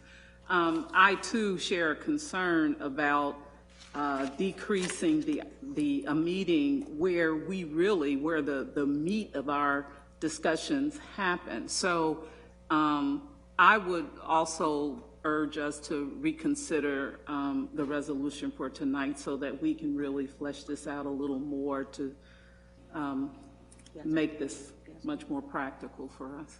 Mr. Manera. So as one of the persons who moved the motion, are we addressing, and Ms. Bates, I'm going to you with this because I don't know how this works. So does Ms. Bolton raise a new, is she raising the question to not vote on this today, or do we just go ahead and vote? Because you're putting a request on the floor. I don't know how that is raised. She gave her comment. We're in the section of So is it just comment? Yeah, she the didn't make a resolution was motion presented. to- The resolution was presented and second, and so now I there's heard- conversation. I heard her say that she would ask to not vote on this today, and I didn't know if that has to be presented in some sort of motion. And so I want clarity if that is what she's requesting. I think she raises a valid point instead of Ms. Jones, but as one of the persons who moved, I want to know if we're going to go ahead and just take it as a comment, or if we're going to actually make a motion. Point of clarification, I would, and we've done this before, I would suggest it be pulled, but if the motion makers want us to vote it up or down, we can, but my preference would be to pull it this evening. And as a motion maker, I would agree with that. I wouldn't mind if we wanted to take a vote on that first, and then, so I'll be okay with that, because I know they usually ask the makers. Okay, so we made a motion, we have a second, we're having comment right now, right? So does anybody else have any other comment at this moment? Did you have anything, Ms. Biggs? Yes, I would like to comment. In review of the schedule, it seemed as if it wasn't a full schedule that we needed to, meet on these particular days. If there are topics that the board wants to comment on as a full board, that, I would be open to perhaps including them either on these days or other days, but if there aren't presentations or information to be discussed, these meetings are primarily presentations by the administration, not board meetings where we discuss. Those are usually workshops or retreats, and certainly we're not suggesting that we eliminate those, but we really don't have very much discussion at these meetings, and unless they're changed to special public, we never vote on during these meetings. But if there are opportunities for more presentations, I don't see any reason why they couldn't be added in. I would definitely agree with that. And when we, so I think this is the resolution is twofold. One, you're right, it had to do with the whole stipend issue. Number two, it has to do with an efficiency issue. So if there aren't conversations or meetings where we're either making decisions or where we're doing some work and it's simply a presentation and our administration tells us they don't have a presentation, then in my mind, we don't need to have a meeting. Right. So we've got to learn, and we've got a ton of work to do that has never changed. I think increasingly we'll have work to do with the levy and with every initiative we're trying to work on, but we have to be a whole lot more efficient. So before we brought this to you, I tried to dialogue with you via email and I didn't get any response. So I responded. Maybe you responded. Too. I did too. Okay, so great, thank you for responding.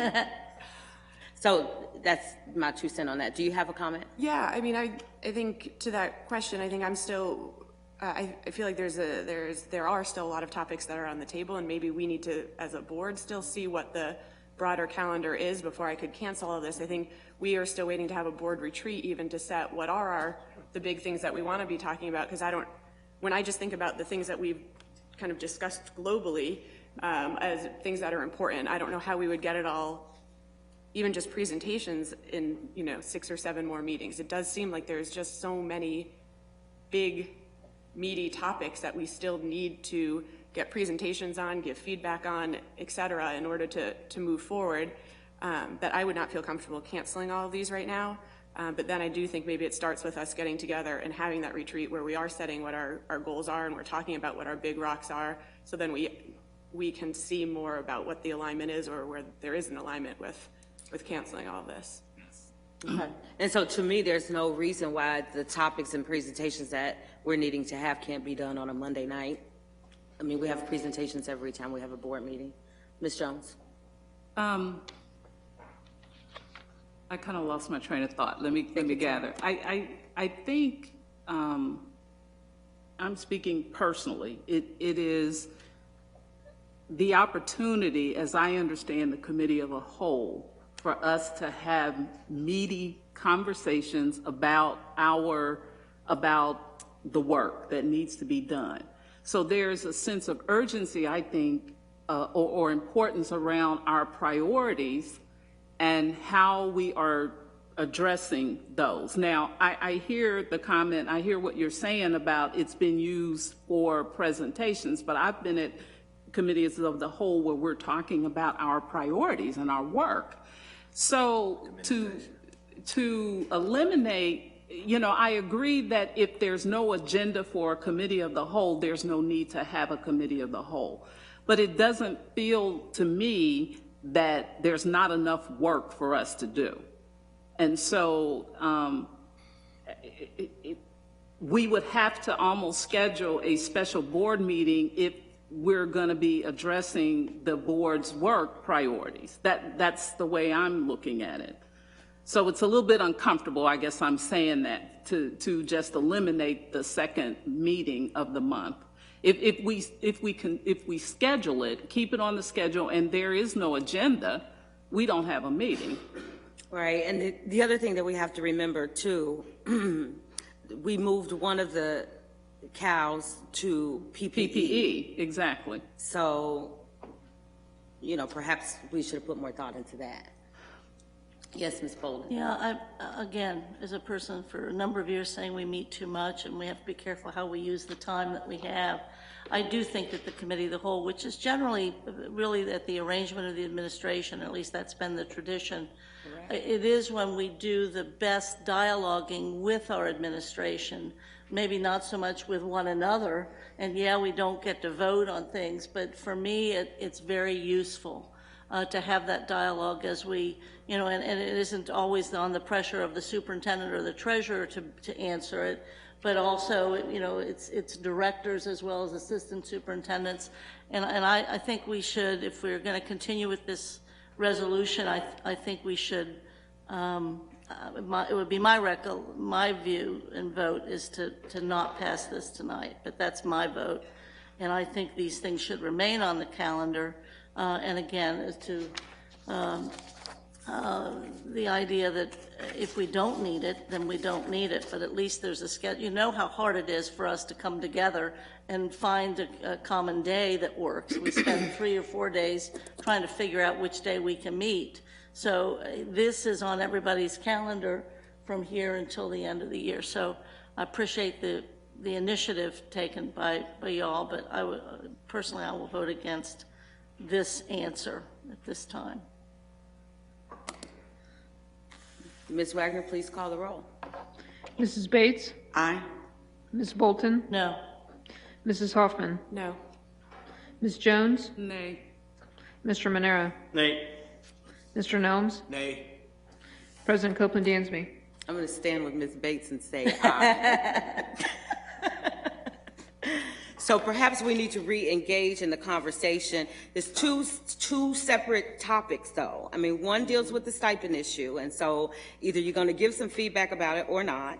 And then number 2 deals with the efficiency of the meeting. So we will not have 3-hour CAL meetings. I'm not going to have 3-hour CAL meetings. So we have to be very intent about what's on the schedule and what the topics are. You know, for an example, our last CAL, you know, was more than an hour and a half or more than that with one topic. So we have to be a whole lot more efficient. And unless I'm wrong, a lot of that work happens in committee. So committee chairs have to come to CAL prepared and not poll staff, I think I'm at work, poll board members, you know, at that moment. The committee, in my mind, the committee chair needs to do the work well in advance of those meetings. So, okay, so where are we?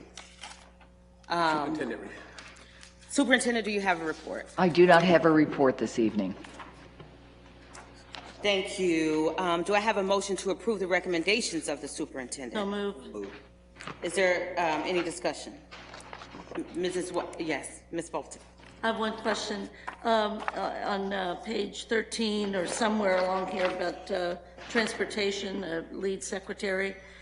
Is it the intention as the transportation, is our transportation department or office takes on the routing positions, and are we going to be increasing the size of the transportation department? Yes, we are. We're going to have to add routers if we take the routers back. Currently, First Student does our routing. But it appears, since we're going with several different vendors, that we as a district must do the routing for our vendors as opposed to our one vendor doing it for us. And if I could do a follow-up to that, Madam President, will that be, those positions, will they be posted soon, or have they already been posted? I do not believe, they haven't been posted yet. We are going to have to, I didn't realize our transportation contracts had all been approved. They have not. So I can't hire until all of you approve the contracts. So they will be posted in the future after the Board of Education determines whether to accept the bids and do 3 vendors, which then consequently we will take our routing back, but it would be premature to start posting and hiring individuals. Thank you. Mrs. Wagner, please call the roll. Mrs. Bates? Aye. Wilson? Aye. Mrs. Hoffman? Aye. Ms. Jones? Aye. Mr. Manero? Aye. Mr. Nelms? Aye.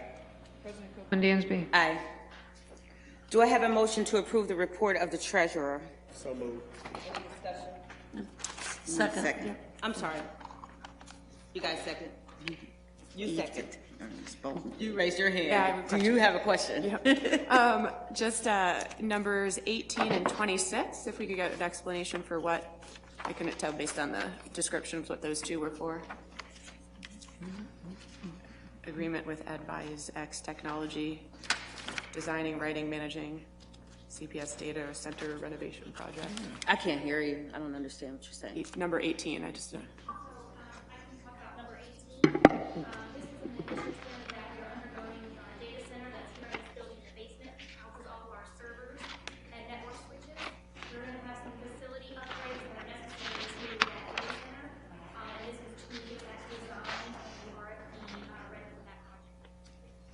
Very helpful. Thank you. And how about number 26? Intersections, DBA, community-based counseling.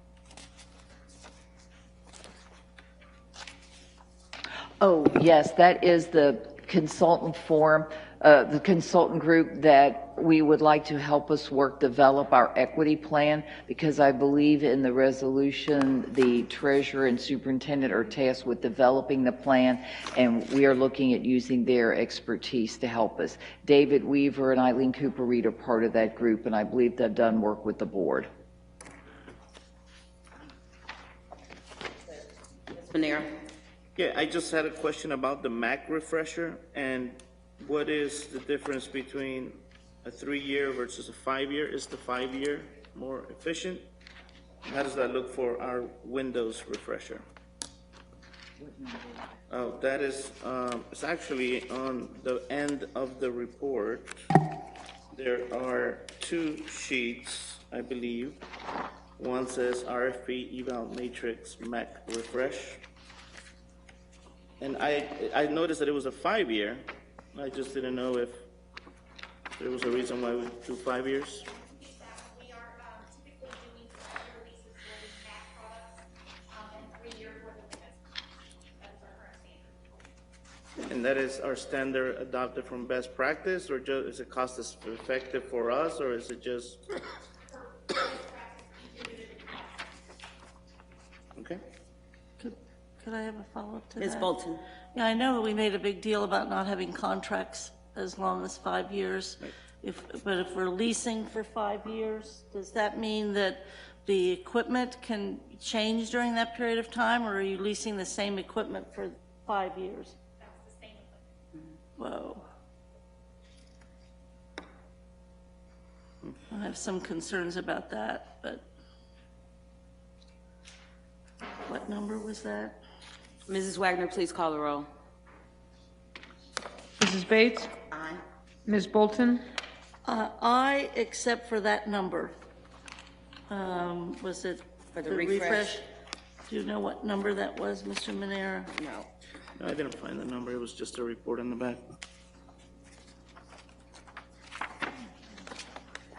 I I don't understand what number it is. I think it's just an attachment to this report, is that right? Yeah, that's what I thought it was, just an Does it have a attachment. page number? Okay, 25. I accept 25.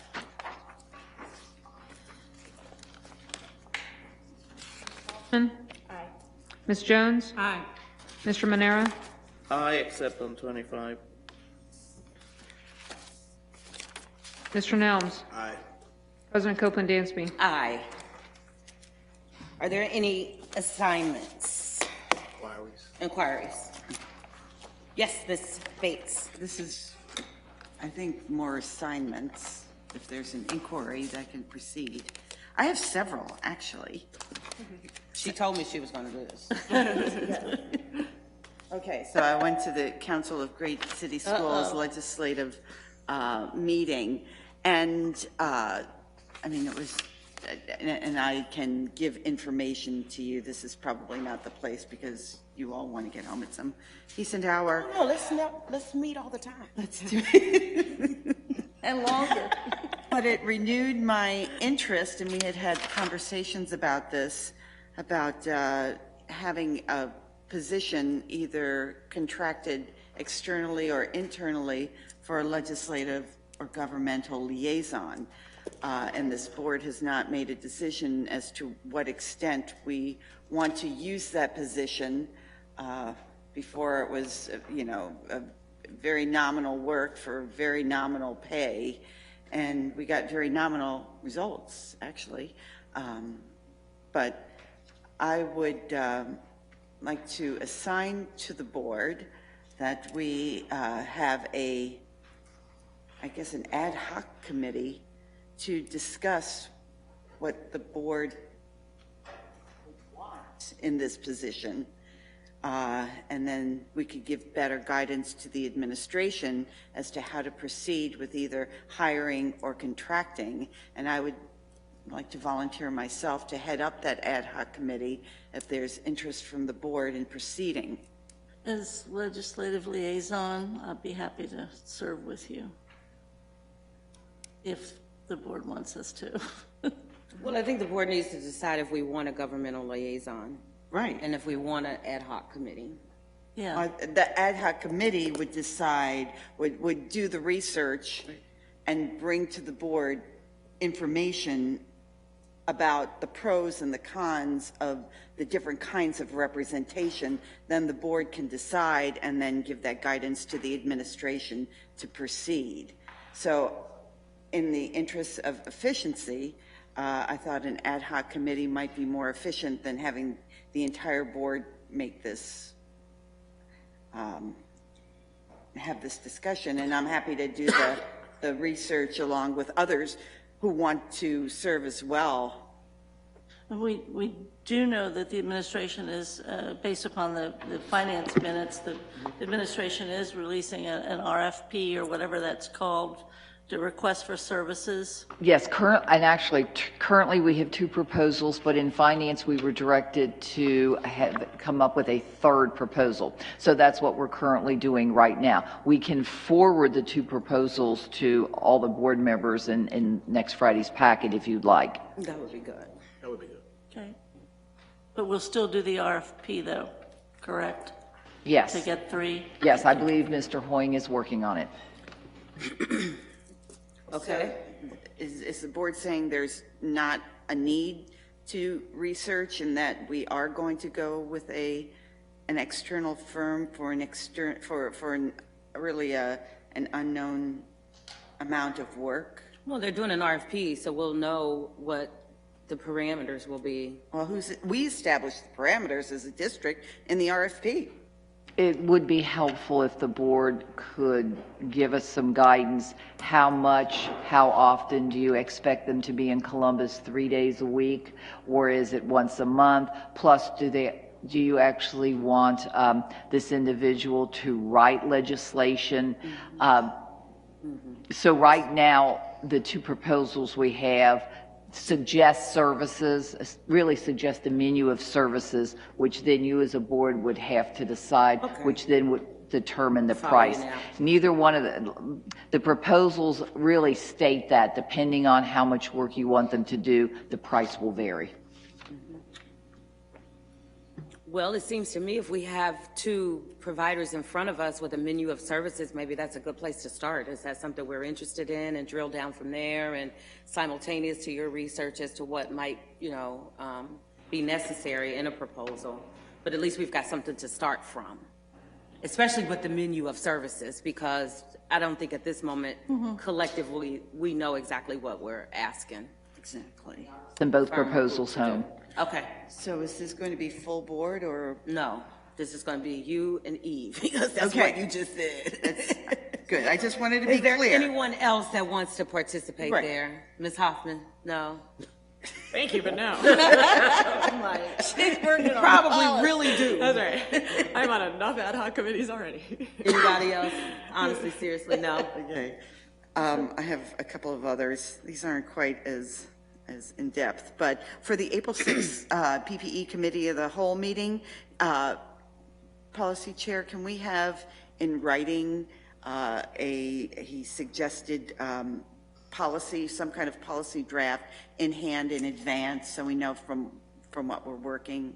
Yes, Dan is working on getting a draft to you all for the magnet one, and we still need to have the preschool conversation that we assigned to the board in December, because as we discussed in policy committee today, we can't finalize our magnet policy without getting board input on preschool as well.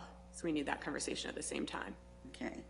And this would be for I'm not quite sure who would handle this, if this is something that the board has representation on, but I still can't get over that we didn't have a female nominated for the Athletic Hall of Fame this year when we've always had one. And I think Mr. Nelms said, no, there wasn't a nomination. Well, I don't know if there wasn't any. Yeah, I think. Can we find, well, my assignment is to find out what the process is and who can make the nominations. Because if the board was absent in this process and there's expectations we should participate, certainly I would like to know that. Or if there are a group of people that, make these nominations, that we can make suggestions to them. So, well, the process generally is that there's a nomination process on the website. Whose website? The CPS website. People can go on and put down the nomination form, and they can nominate an individual. In turn, Mr. Durka, and Bill, you can help me. Mr. Durka collects the nominations and submit it to a selection committee. The selection committee then in turn decide who's to move forward with being in the honorary class for that particular year. So I think that's the process generally. Or they can turn it into their athletic director at the home school. So, and how are people invited to participate? Because I was not aware of the process. Well, the process has been the same since we instituted the Hall of Fame. But how do we know about it? You go on the website or... But how do we know when it's announced on the website? That's my point. It's always about September to, August to probably October. So I think it is about a 60 days. Thank you for coming to the podium, Mr. Miles. Welcome. It is also posted, and it's been on, I know we've used Janet, it's been advertised on the radio, it's been advertised in the newspapers, in our local sections. We've had our ADs talk about it at the schools, but for those folks who are not involved directly with schools, we are working for our ADs and our alumni foundations. Our ADs, one of the things that we asked them to do is start up those alumni groups, and those schools or those principals have worked with us to get that information out. But we have tried to do that through our local PPS to get that information out, but it has been posted on our website for trying to think how many. 6 years? 6 years. How many nominations did we get this year? Can you find that out? That would be great to see if this is effective. If we had 100 nominations, then I just totally missed the boat. But if we had just a handful, then that's a little different. And if we had no women, then that's kind of a problem, I think. We have been very diverse in our groups, and we have plenty of folks from different age groups who are part of those selection committees. I'm not a part of that, but I am part of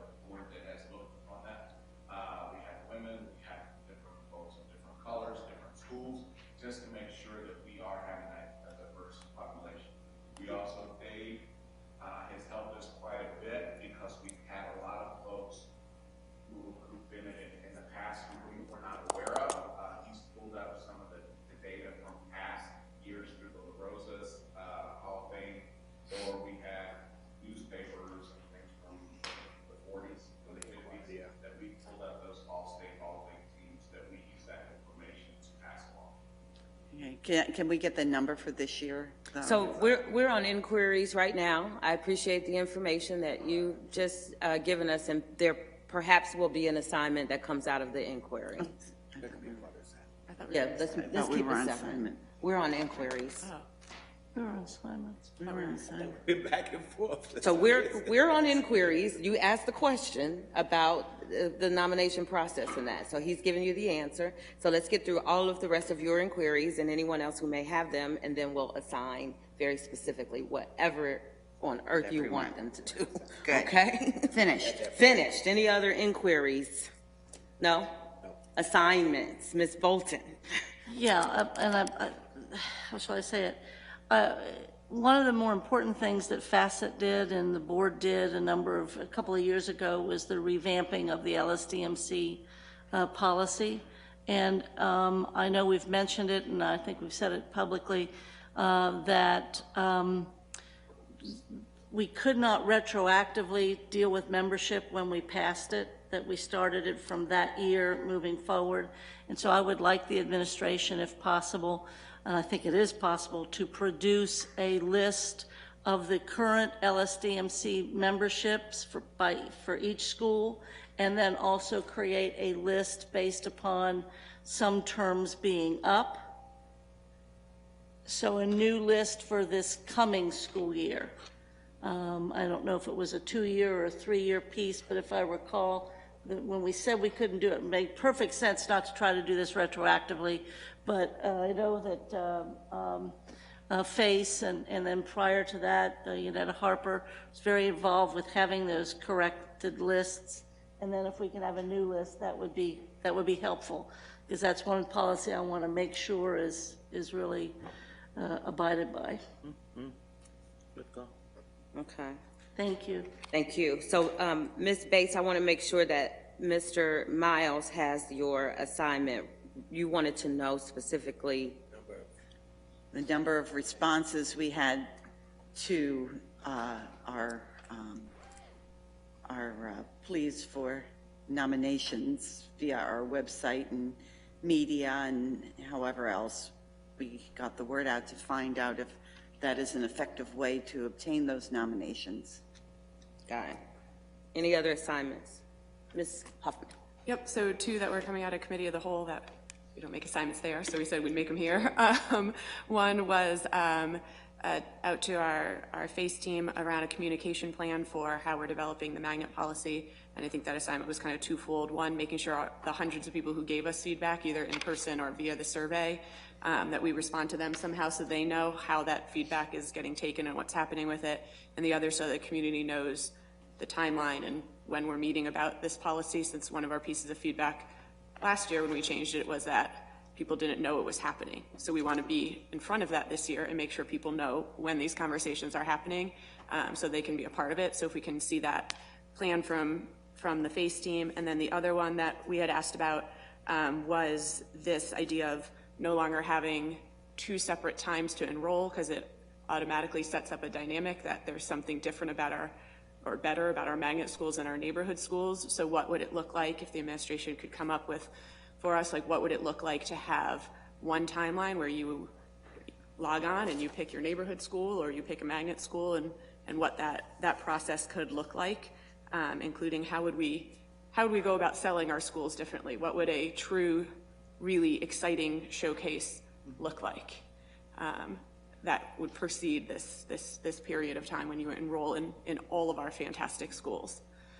So those were, I think, the 2 official assignments that came out of that meeting.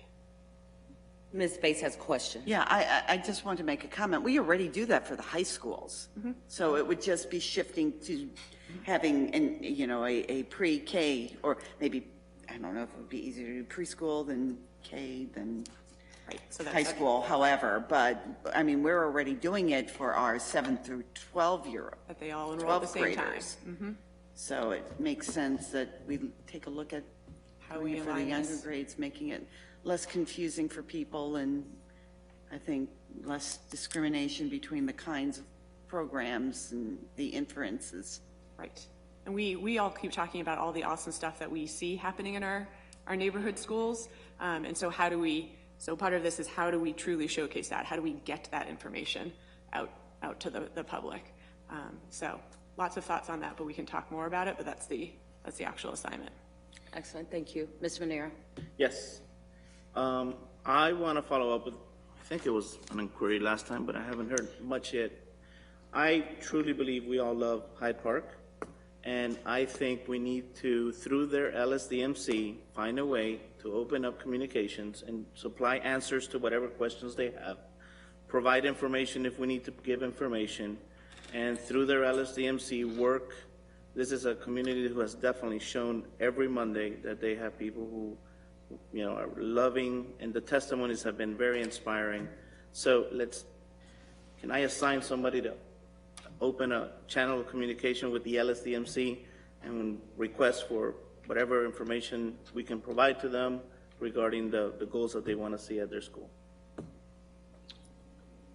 Excellent. Ms. Bolton? That gives me an idea about an assignment, and I think it would be that we'd have to schedule an opportunity for the administration to help us revisit the quality seats piece.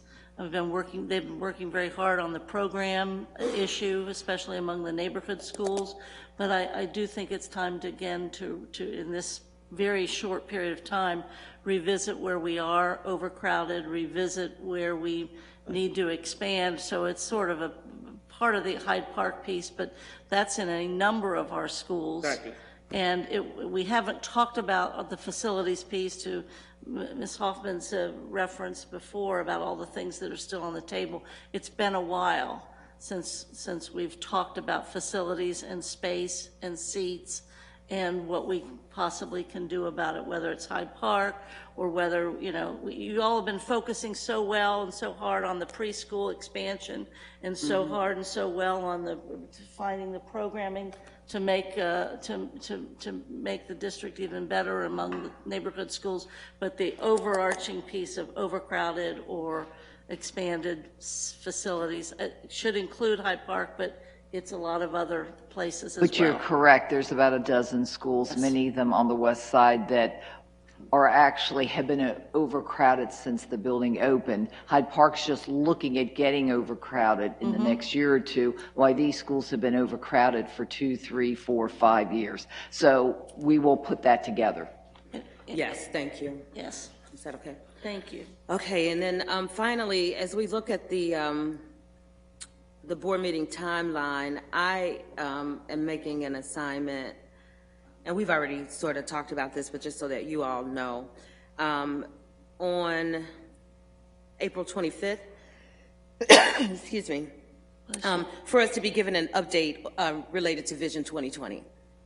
We heard the presentation from our administration, and we all got behind it, a lot of energy behind it, but we need to bring it back. And I know you guys have been really busy doing stuff, as you always are, Superintendent. But I would like to hear an update related to our neighborhood schools and how we are moving forward, literally with that Vision 2020 and a timeline. Would you like this at a board meeting or a CAL meeting? Let's do it at a CAL. We love CAL CALs. meeting, all right? I'm not gonna let that go. Moo. So let's do that on the 25th. On the 20th, if it's a cow. Oh yeah, you're right. The 20th. I am choking. I'm coughing, actually. Coughing. Oh my goodness. I don't know what's going on. Okay, well, anything else? Having no other business, we're adjourned.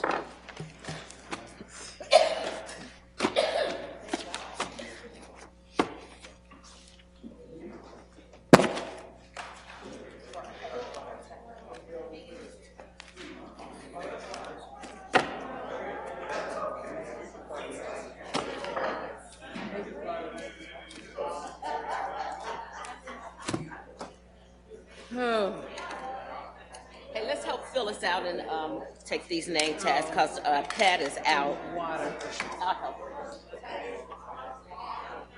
Servants, they got it. Okay. I'll grab the extra bottles of water. Do you want your water, Erica? You want? Okay.